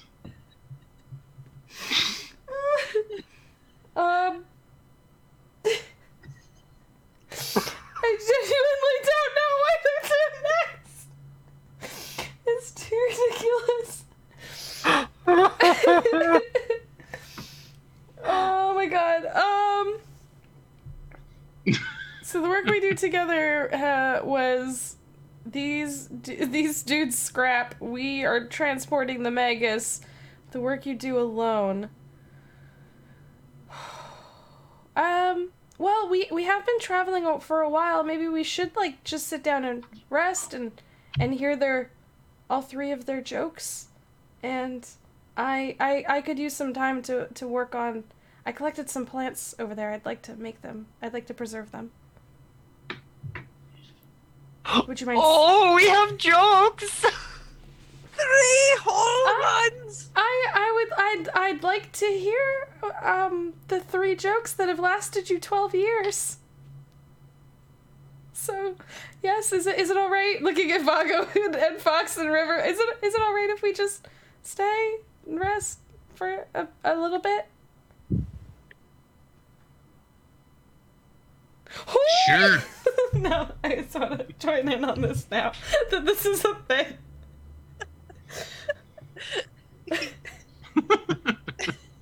Why do we tell actors to break legs? Oh, I don't know. Why do you tell actors to break legs? Because every play has a cast.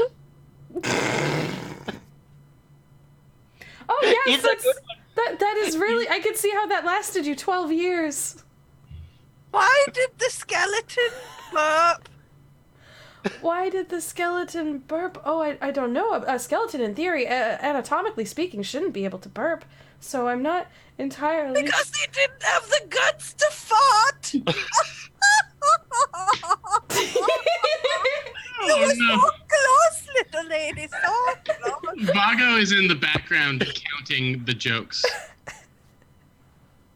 Because you said there was 3. We've heard 2. So finish it up. A little tiny one peeks around the corner.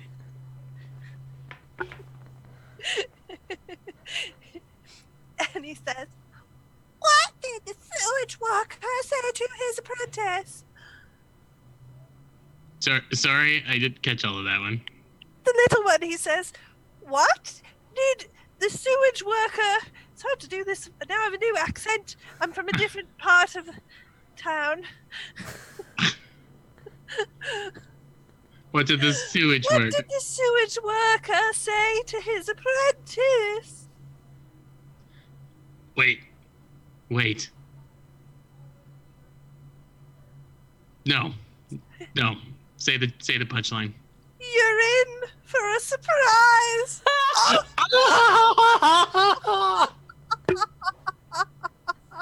3. 12 years, 3 jokes. Yes, you can understand why we want more. The Megas is already sitting down and just shrugs. That's the end of the scene. Thank you for that wonderful. That was amazing. Katie, you're a mad woman. I don't even know, man. I don't know. They're the strange meerkat people from the land of Ikea. You guys made them up. I just did them.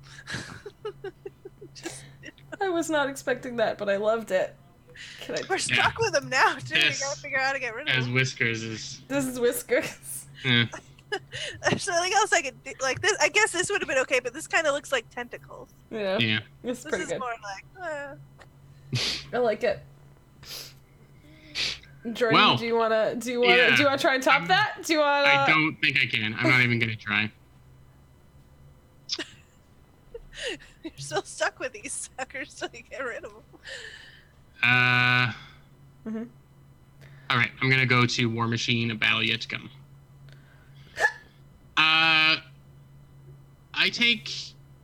Vago takes a long walk. Why would you do a thing like that? You weren't having fun with the jokes? I'm like, maybe we don't need to stick together all the time. And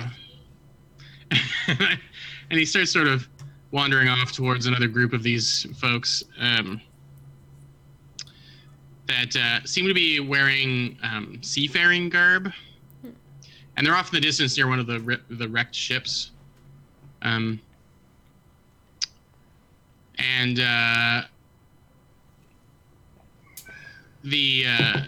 They are working in earnest, moving barrels of stuff and boxes and stuff, moving them around and loading them onto these ships that seem long wrecked. I mean, salt does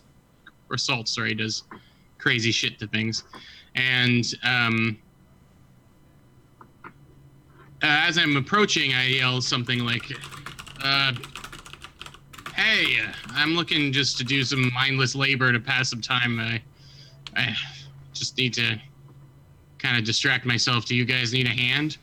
And one of these hunched figures, and they're like lifting things, and they've got sort of robes on to protect themselves from the salt. One of them turns around to look at me, and they've got like a skeleton face.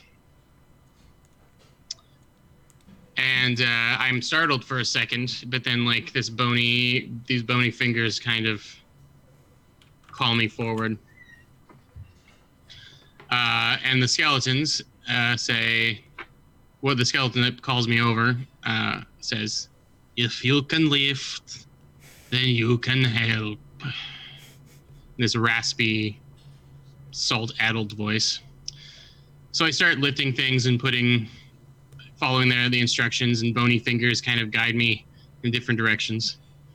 And I say, "So, what's all this for? It doesn't look like this boat's going anywhere." And the skeleton that's kind of been guiding me,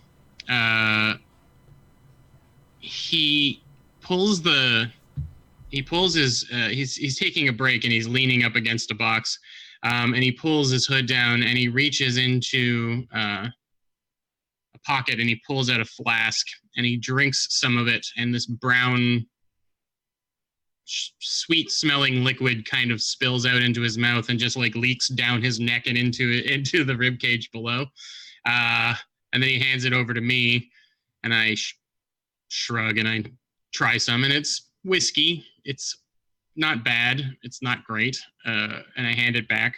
He takes another swig. Same thing. Just sort of like leaks down inside of him. And he says, "The sea will return someday. And then the fight will continue. And we will be prepared. We will be the only ones ready. No more jokes. Only war." I look around at the caves and the giant cave that we're in that's filled with this deep, deep well of salt. And I say, well, I don't want to be here when that happens. And the skeleton nods, takes another swig from his whiskey, wasting it, and puts it back into his bag and goes back to lifting stuff, putting it onto the boats. I help him for another couple hours or something, and then once Vago's shoulder muscles and arms start to burn a little bit, he shakes the skeleton guy's hand and starts heading back to Nonsense Town. That's my scene.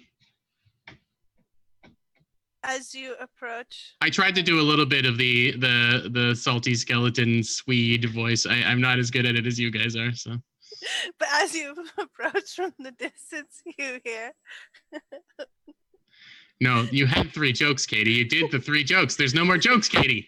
Why was the There's no more jokes. officer? Why was the police officer standing on the poop? He was on duty.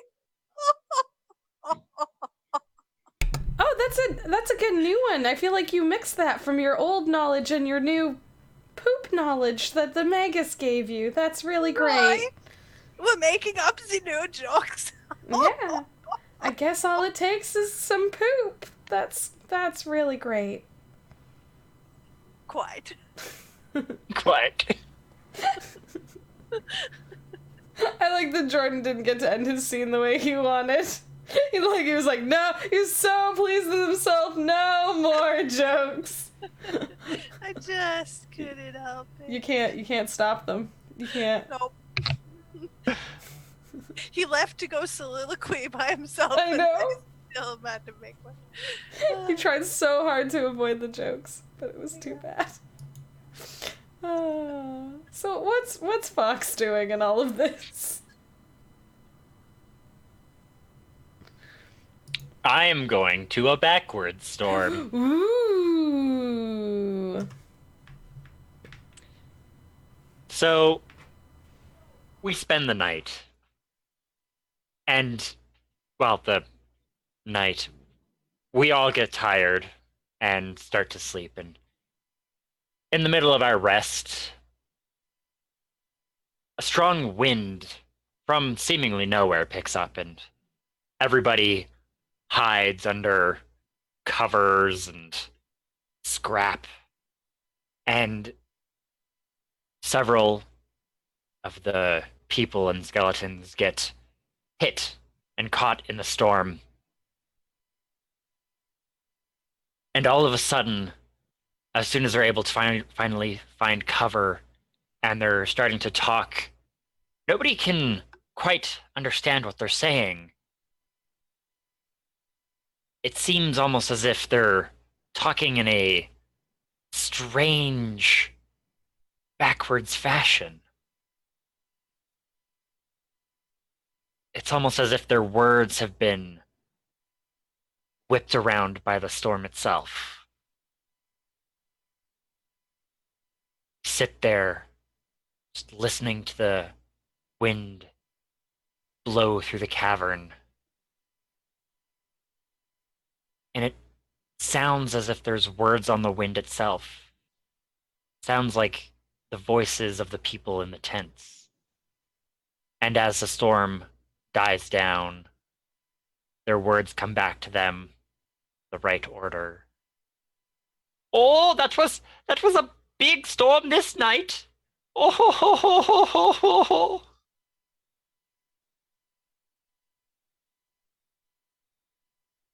You're muted. Duty backwards is dude.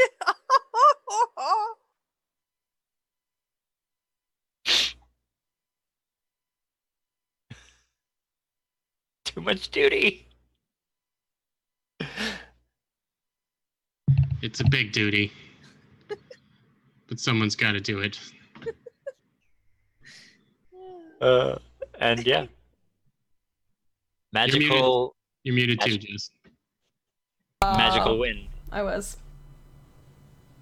The magical wind always follows the duty. Oh.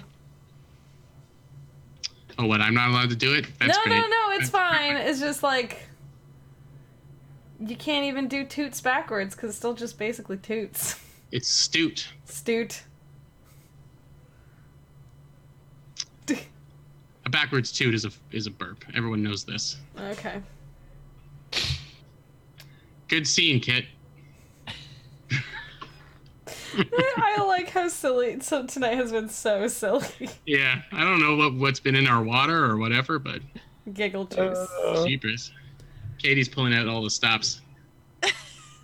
I don't know, man. Raven's just not in the cards tonight. Or River. I just haven't even played her. She's just sleeping. Do you want to try? Do you want to try and do a spooky scene? Cause it's your turn. If you want to do something. Is it my turn? All right. You can still be silly if you want to be silly though. Oh no. Let's bring some spoopiness to. Who's over there already? How'd you get over there? What are you Huh? doing at the war machine? That was where my scene was. Yeah. That's where the skeletons were preparing their ratty boats for the when the ocean returns. All right, you want spoopy? Here we go. Well, it doesn't have to be spoopy. Too late. It's happening. Am I still? No. You're still there. Your little token's still there. Well, yeah, but I can't. I said I came back. Yeah. Ah, crap. If you want me with you, I'll go out there with you since I know those skeletons. That doesn't matter. No, you know what? Stay. Stay with your friends. Stay where you feel safe. I'll make you feel spoopy. Alright. So. The backward storm passed through. And those of us at the campsite enjoyed some backwards talking and backwards jokes and general tomfoolery. But as the storm moves across the sea, we see Vago stepping out to join everyone. And from the... No, I'm just gonna stay at the scrap farm. I'm staying here. From the direction that Vago was coming from, it seems like this massive shadow is rolling in behind him. And Raven's the first to notice it. And she points at Vago, and the Swedish meerkats say, "Oh, yes, your friend who does not like the jokes. Oh, here he comes. Oh, we better think of some extra funny ones for him." And Raven, who has not laughed once this whole time, says, "Well, I do hope you come up with many, many more jokes for him." And she says, "But I wasn't pointing at him. I was pointing behind him." And everyone who cares can turn to look, and suddenly you hear the sound. Before you even see what this cloud is, you hear the sound of what sounds like someone like gagging or vomiting, and then it echoes over and over and over again, and it's coming from the direction of the storm. And River yells, Vago, I would suggest you increase your speed. Yeah, I'll get there when I get there.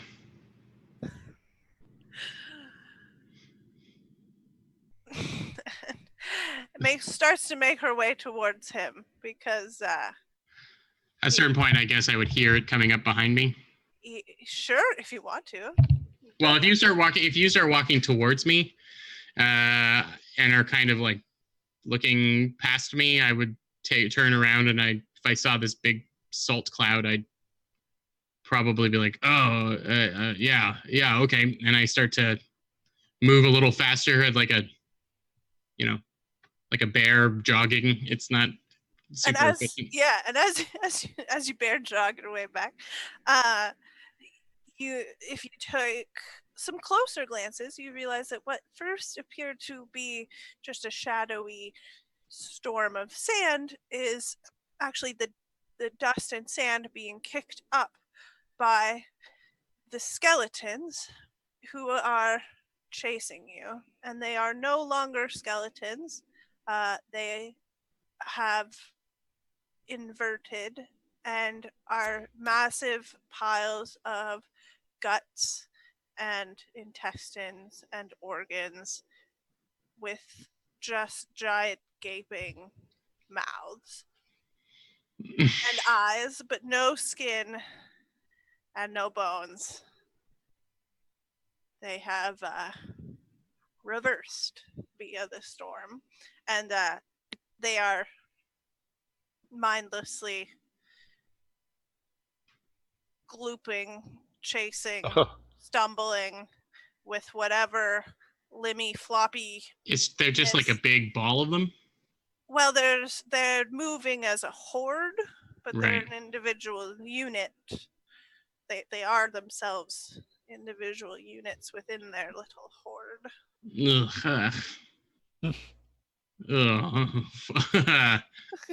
Is there anywhere where we can go to hide from this or get out of the way? If as soon as I see that, I get the let out and start like grabbing what we have left from the camp. And I guess I should roll at this point. That's probably a good point. Our decision-making moment. Come here, dice. Come here. I love it. Come here. And I probably kick the if it's like nighttime-ish or late and the Magus is like half asleep or something, I probably nudge them in the side to get them up. Okay, I roll. Here I go. A 6. Looks like a 9, but it's D6. Thanks, camera, for being backwards. The wreck of the Stormwing. So as you say that, we all turn behind us because we want to run away from this giant goopy horde of guts and disaster. Mm-hmm. And see a giant ship. It's massive and it's erupting from underneath the sand. And River says, ask and you shall receive. Let's go. And starts making her way towards the wreck of the Stormwing. Run. Is anyone coming? Yeah. Yeah, this thing's gross. I thought I was friends with them. Maybe they're just not themselves right now. And I feel like the Magus is being like a bratty teen and is kind of like looking at the storm like, that's kind of cool. I kind of want to check that out. And Fawn's like, nope! Young man, you will come with us! He just throws up the horns. Yeah, he's like, metal. This is metal. This is... Oh, we're going to follow you. We're coming. Let's run. Let's do the running.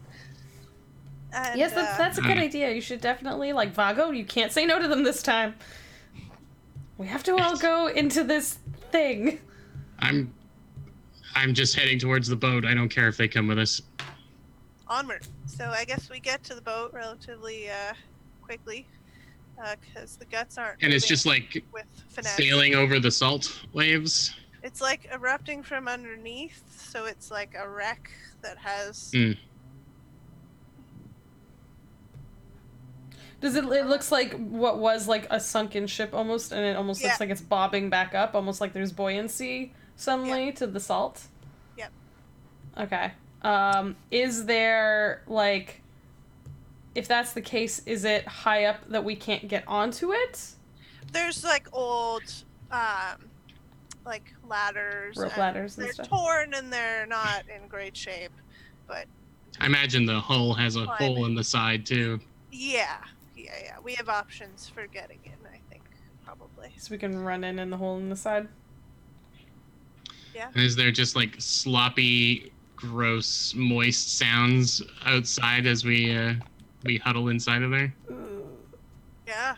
And I would say that the smallest of the Swedish meerkats has struggled to keep up and has, in the wreckage of running, been forgotten and swallowed up by the. No, they told No. us the police joke. Not the littlest guy. No.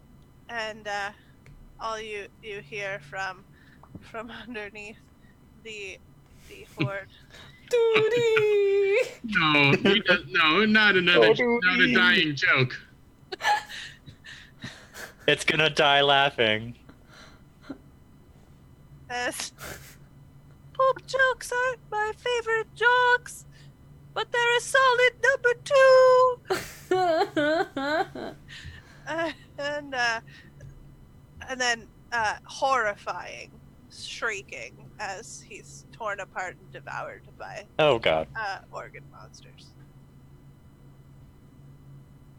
I don't even want to know how organ monsters eat people. Like, I don't. They have a mass, like, you know those no skin faces, but they don't have any teeth or bone, so they're just like a goopy muscle tendon. So they gummed him to death? They, like, did a gum on him? They Opened him up peristalsis. and like swallowed him and ripped him apart. Blah. All peristalsis like. No, thank you. And we have arrived at the wreck of the Stormwing, and I guess are taking refuge. And that's my scene. How do you do it? How do you do this to us? I regret everything. You go from the goofiest thing to the grossest fucking thing. Wow. I just literally was like, "What's the opposite of skeletons?" I regret nothing. I regret everything. Okay, I feel great. we can do it. We can do a move now. Do we want to like see what our next options? Well, I was thinking like you could ride this ship. I don't know if it works, but whoever's turn it is can find out. Yeah. Well, I'm just wondering what the next locations are, because we, in theory, could do location-y things if. So our options are Gritwater and the hospitality of the pool crone. She's got a pool, which is better than what we've had so far. Mm-hmm. And then the fortress, of Karst, the hospitality of the machine. Wait, where's that Ooh. one? A little further down. Ooh.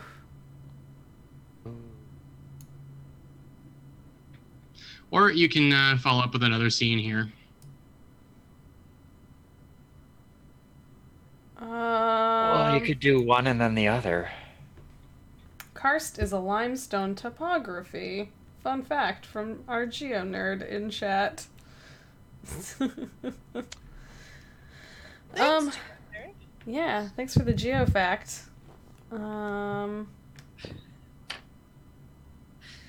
forget to read the Twitch chat. Then I go okay. back and things happen. Don't we have a command for that? For what? Geofacts? There probably is one.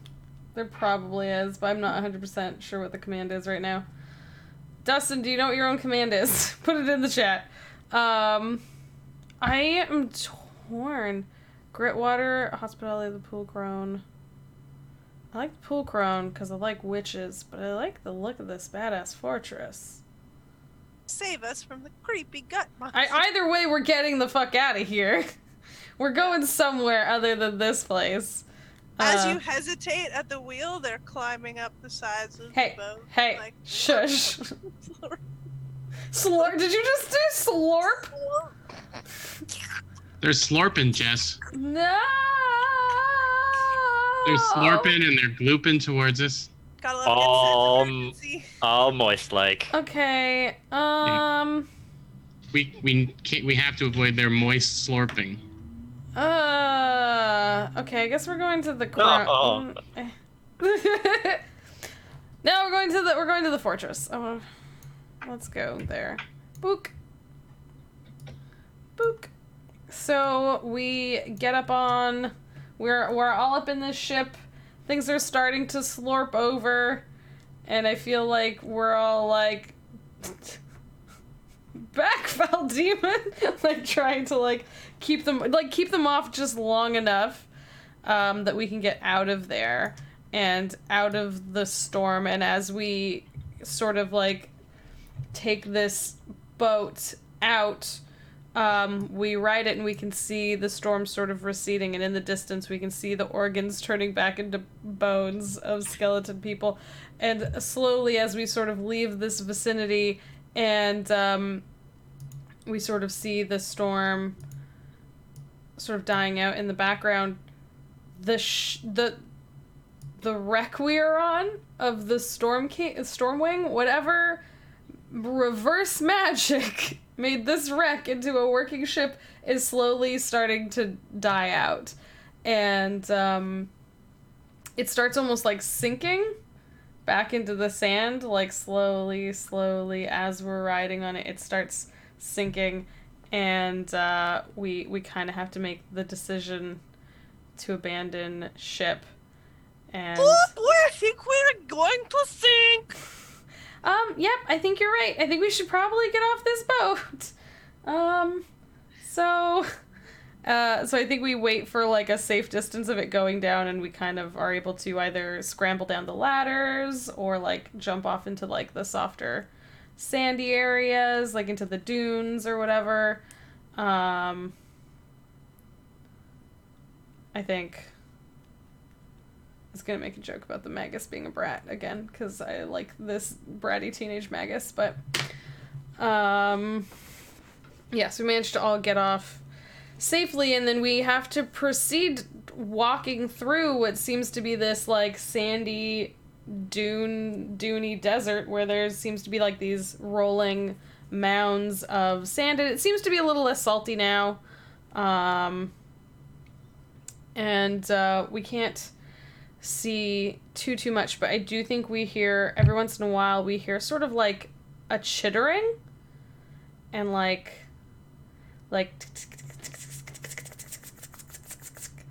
that sort of sound, but we look around and we don't quite see anything. And eventually, like, we see in one direction there seems to be something high up, like well in the in some direction, so we all make our way that way, and slowly this fortress reveals itself, this tall mounding fortress that seemed to have come out of nowhere, with all its robotic gadgetry and things that are very different from what we have just come from.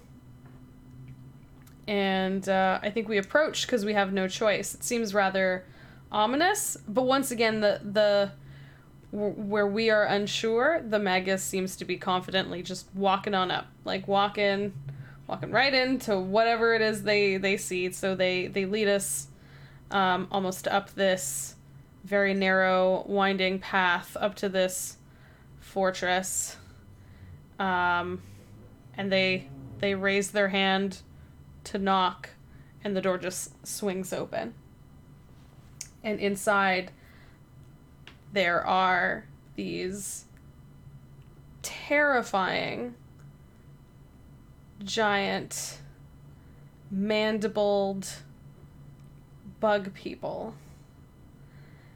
And even the Magus, who has been rather unfazed by a lot of stuff until now, takes a step back. But then you see hands reach up and pull off a helmet. And underneath is a relatively normal-looking humanoid, kind of long, thin features, kind of pale.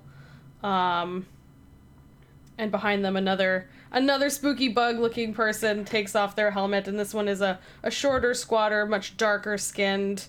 But this is the first time, I think, in the underground we've seen folk who look like folk we've seen up top. Not mer people, not meerkat people, not bat people. Normal human people wearing terrifying bug skins.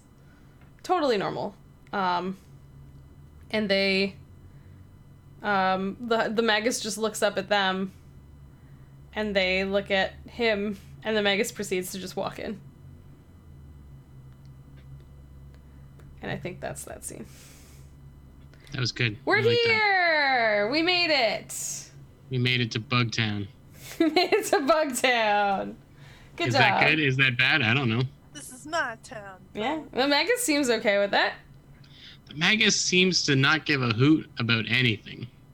Yeah, our Magus is pretty mysterious. Whose turn is it now? It's your turn. Yours. It's my turn already? It's your turn.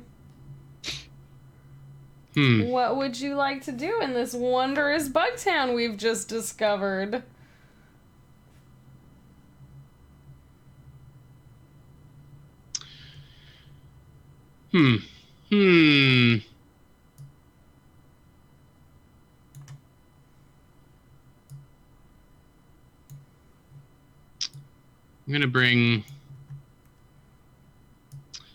I'm gonna invite Spooky with me to the Hall of Constant Motion. Oh, but are we coming too? Ow. We've definitely brought these poor innocent Swedish meerkat people into this den of bug people. Oh, poor Swedish meerkats. I just want Spooky to come. Oh, okay. We stay here with the furry guy. Oh god, no. Hey, Joby, where's Tiny? Oh no, he died. Are you really hijacking my scene with this? Are you really doing it? Okay. No, I'm not. No, I'm not. I'm sure we mourned Tiny on the voyage. I know. I Sorry. think we had a little funeral for him and a little wake. And I feel like his people were very proud of him that he came up with a new joke in his final moments. That was Tiny, always joking. Tiny was left in the wake. We'll miss him so. He was the best of us. He was the smallest, but also the best. Anyway, Spooky. Yeah. A word. Okay. It's hard to be grumpy. So, the bug people, the strange humans that we found here, don't speak a whole lot. A lot of them have gadgets that they wear over their shoulders that have kind of like a satchel that when they want to communicate something with us, it sort of whirs up and makes a sound, and a little piece of parchment is printed out and they hand it to us, and it's what's written, like their thoughts or whatever they want to say to us is written on it. And conversations with them are slow because you ask them a question and then there's time, and then their little satchel prints out a response. But they do kind of give us a tour. Most of this building seems to house one large room. one large hall that is the source of a lot of noise. The sounds of weird, it's sort of like many clocks just all in the same room, gears whirring, things clicking, clacking, and they refer to it as the Hall of Constant Motion because it is. It's like whatever it's doing it constantly. And I look around the group, and I do want to explore, but I want to keep kind of the smartest person in the group with me. And the Magus is kind of annoying right now. And so second, much to his own chagrin, he realizes that River is probably the next brightest. Just because he can barely fix his bike, like he could barely fix the bike, or anything more complicated than the wagon kind of confuses Vago. So he invites River to join him in the Hall of Constant Motion. And as we walk in, it's just like gear and cog work everywhere, just whirring constantly, and looks like small pieces of parchment, maybe about this big, index card sized piece of parchment, are kind of moving through the works all over the place. And several of these bug folks in their bug armor are hanging off of the framework of this room, doing repairs, tightening things, loosening stuff, turning knobs. And in the center of it is like a face. It has a vaguely humanoid look to it. It looks like many folded pieces of metal that overlap each other, and it looks like it's sleeping, like a dormant kind of face. Think like the Wizard of Oz face or something, but just made out of brass and metal and well worn. And deep thought. Yeah, it definitely has like yeah, we're inside of like a big difference engine. Like Charles Babbage's first computer there. That's kind of what I'm going for. And as we see this face, Vago stops in his tracks. Okay. This feels weird to me. This whole day has been weird, and I wish I never woke up. It's pretty dark, even for you there, Spooky. Oh, between the Swedish meerkats and the angry organs, and I almost forgot about those sickeningly sweet bat people. Now there's bug people and a machine the size of, I don't even know, a mountain.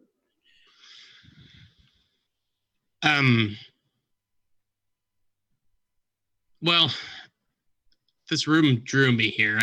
The sound is so constant, consistent, it's kind of soothing. Yeah. I mean, if you find mountain-sized face machines soothing. Well, consistency seems to be something we're lacking right now. So I'll take it where I can get it. Yeah.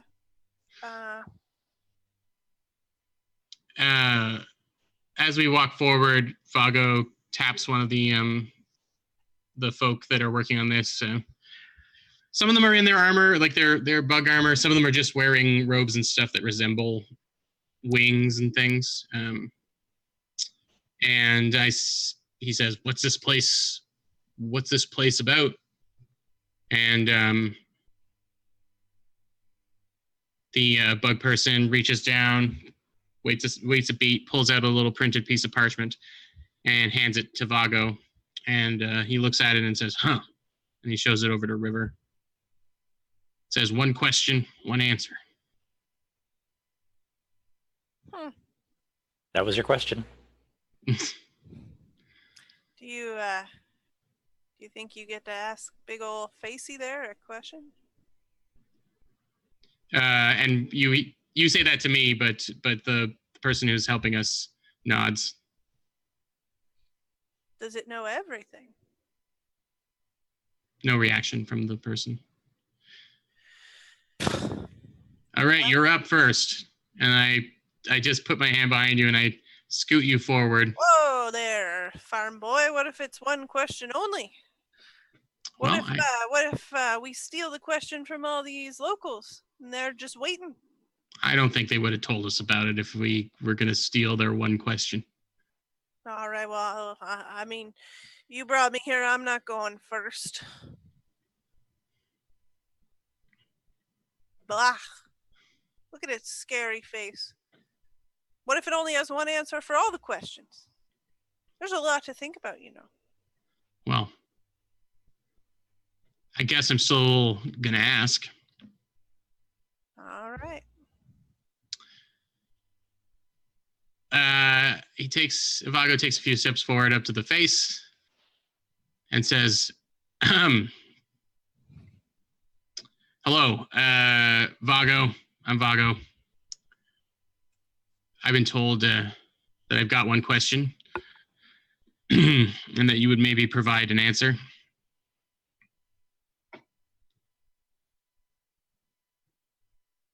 When people leave us, when people go, you know, is there ever a way for them to come back? And there's like gears whirring and spinning and bits and bobs and pieces are moving. The face stirs, and there's like this mechanical kind of layers of metal as the eyes open up and the mouth opens up, and then the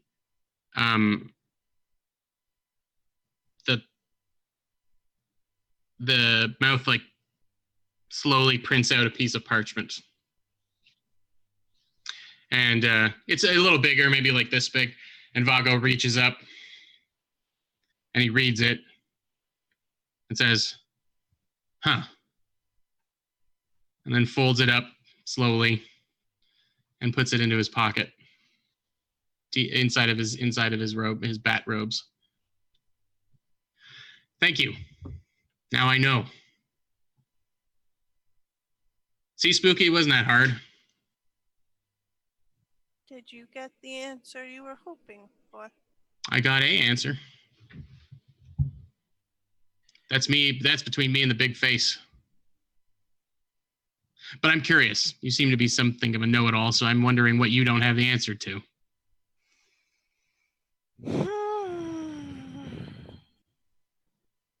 What was the answer? Like I will tell you. I mean, I died and came back. It's true. Well, sort of. Yeah. Partially. Yeah.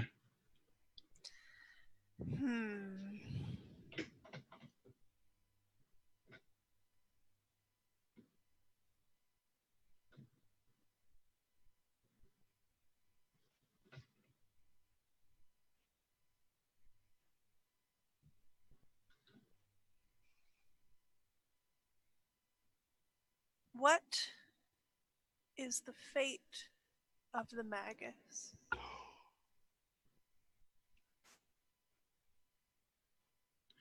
Whoa, big ones. Big question. The machine whirs for a long time.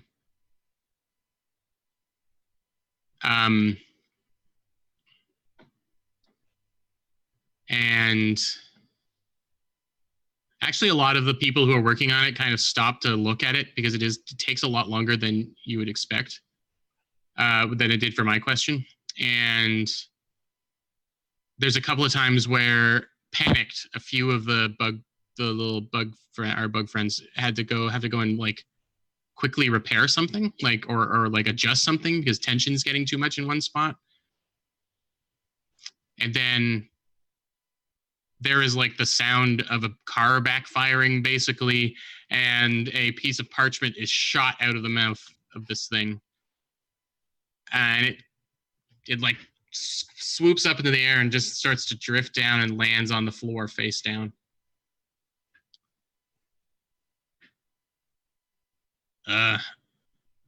That was your question. You broke it. No, everything sort of returns back to the comfortable whir that it was before. But now there's a small gathering of our bug friends.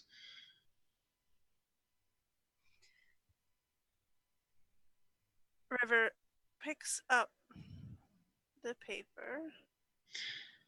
And as you do, one of the bug folk comes over and puts a hand on your shoulder, and then you hear the sound of their thing printing. And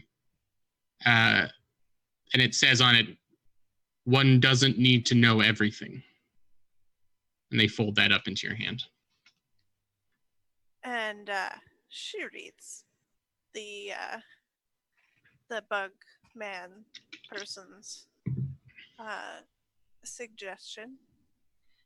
And she says, I think that this machine does not have all of the answers. And I wanted to test it. And she unfolds the paper on the ground.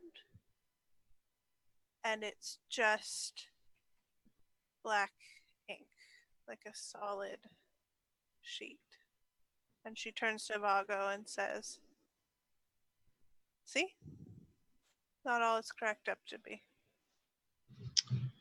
Well, I think I think you asked one of the more complicated questions. Still broke it. Well, good job on that.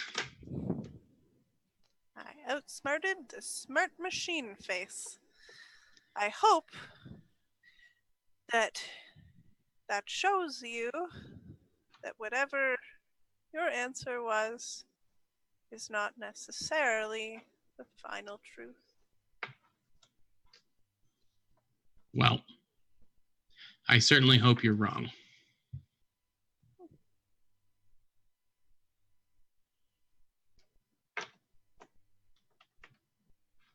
And scene.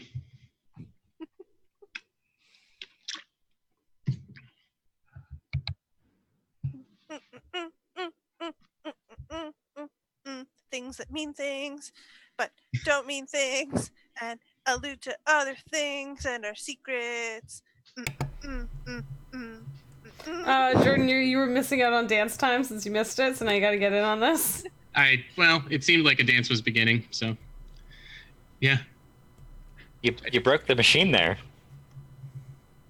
Did I? It had a hard time. River Had a thinks hard it's time. broken, but maybe it gave the answer. Who knows? Mm-hmm.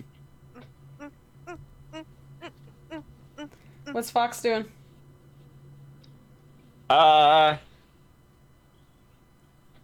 We're gonna wrap up, I guess, with Kit.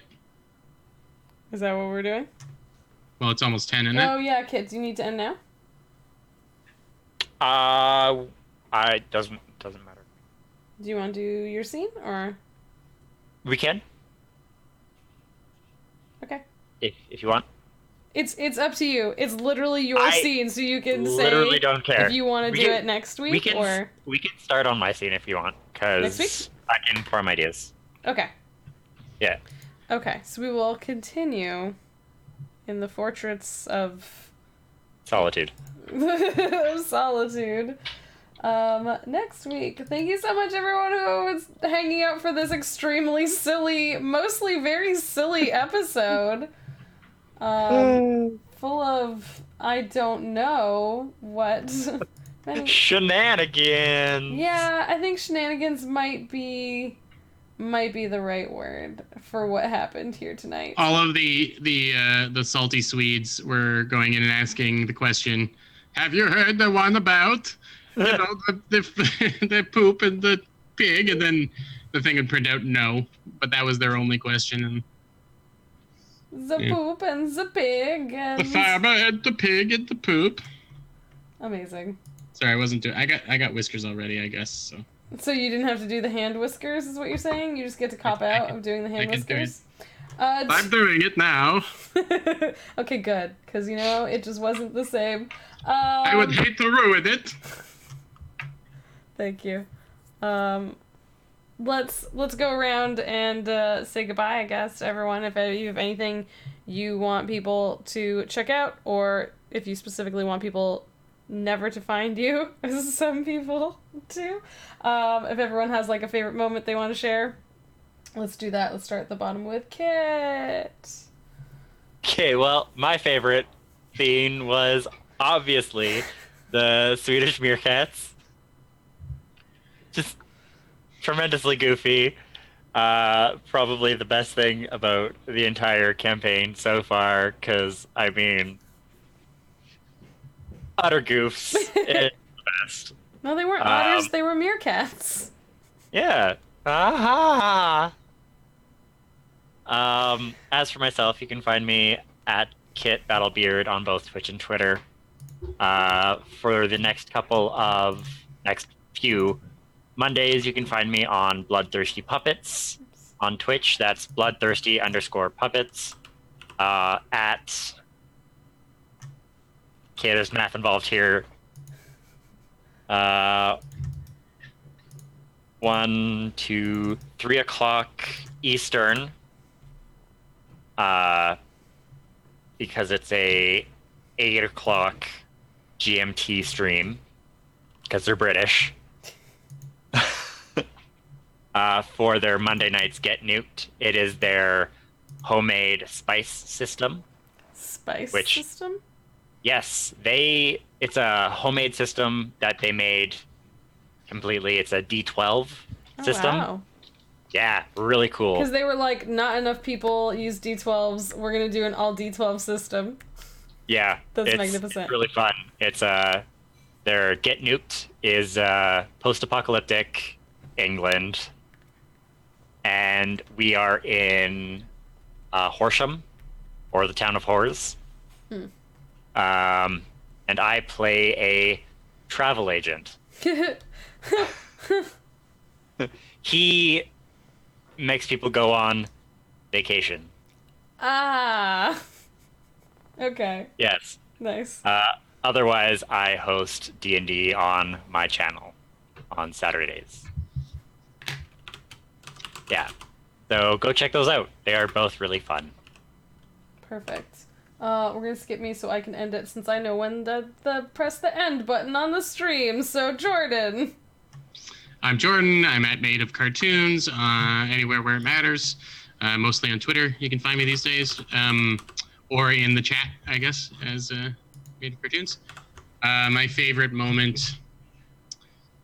I feel like I'll get in trouble if I don't go with the. You can do anything. Yeah, but I mean, we all got so much enjoyment out of it, and Katie just threw the most delightful wrench into the works. And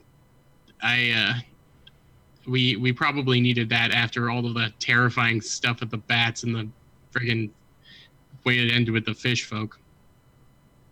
So yeah. I'm throwing in basically my two favorite scenes are both of Katie making the goofiest thing ever happen, and then also the most grotesque thing happen. So back to back. Congratulations, Katie. You did it. You did it. Extra points, bonus points. You broke Fall of Magic. You did it. It's done. Thank you. You can watch me next Tuesday doing this again. We're approaching the endish, believe it or not. So 1, maybe 2, depending on how long we linger.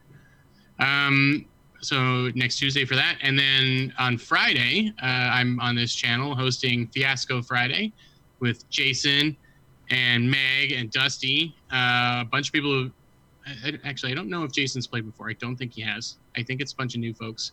But it's the old Fall of Magic, or the old, Spoken Magic crew back together. So come and hang out and watch us have a mess. There'll be a vote up on Twitter. We had fun doing that, so there'll be a vote up on Twitter for what playset we play. And on Saturday, I'll be in the chat here for watching the Pride stream that Jess is running. It's on this channel, right? That you're running that, Jess? Mm-hmm. Okay. Yeah, I'll talk about that when I go. Yeah. but you can come and you should come and hang out with me there too.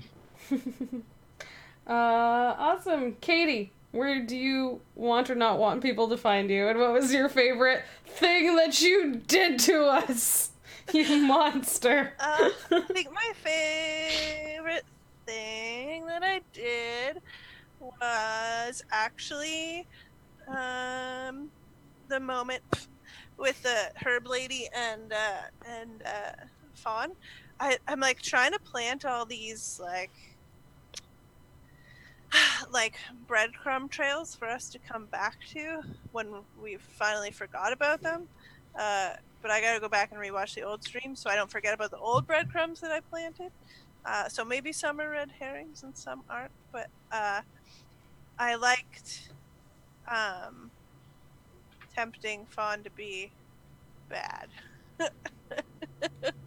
If ever the opportunity for her to want to should come up. She's not freaking the heck out. What are you talking about? It's totally fine. You can't find me anywhere because I teach kids and I don't want them to find me. So don't look for me. And we should end with a joke on my part. Oh no. Why shouldn't you fart in the Apple store? Why? Because they don't have windows.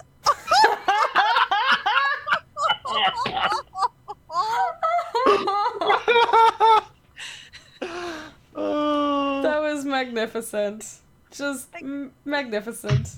Thank you. Terrible. Thank I'm you. not a genius. I'm totally pulling them off the internet, but there's Oh, so did I. everything's better in the Swedish whiskers. So In Swedish whiskers, specifically. Amazing. Wonderful. Thank you all for playing. Thanks everyone who hung out for this stream of nonsense. It has been so much fun. I think is my favorite was just when Kit and Katie just got in on the joke telling, and then and Katie had to keep doing jokes. You couldn't resist. Yeah, Katie, like you looked off camera somewhere to talk to someone that you weren't expecting a response, and then Kit just jumped right in. Yes. Oh man, That was so great. good. That was great. Yeah. It's so good. Too funny. Yes, it was amazing. So yeah, thanks for that. I'm really happy I accidentally led us over to these weird people who turned out to be the best people. But yeah, my name's Jess, this is my channel, thanks so much. Make sure you hit follow if you don't already. If you're watching this later on YouTube when I finally put it up, then hit sub there, but also come hang out on Twitter with us, Twitch, where we do things live, and you can come hang out and chat with us, and it's awesome. Today is Tuesday, so there will be a stream on Thursday, but it will be short, because I'm sneaking off early to go play Starcrossed with someone. Friday, Jordan will be running Fiasco, as he mentioned, and then Saturday we are doing a 12-hour-long charity pride stream, starting with an awesome group of all-lady knights and fairies getting smooch-tastic in Dreaming Avalon, switching over to a crew of all boys playing the gayest dragon I love you bro dragon game. Oh my god, that sounds amazing. Yeah, have you not heard of it? No. It is brand new on itch.io, and we are going to feature it on Saturday. So we have a lady crew, and then a gay boy dragon crew, and then it's just switching into some monster prom with a rotating cast to get as many different monster, gay and queer and wonderful and magic monster smooches as we can fit in there. So totally come hang out with us for that, and thanks for hanging out with us here tonight, and we'll be back next week seeing how much further we get into this map, seeing what other interesting people we meet. We'll see all that later, and thanks so much to everyone who came and hung out, and thanks for being here. Heart your faces. We'll see you all later. Have a good night. Oh, goodbye, everyone. Bye! Why are my whiskers down in my neck?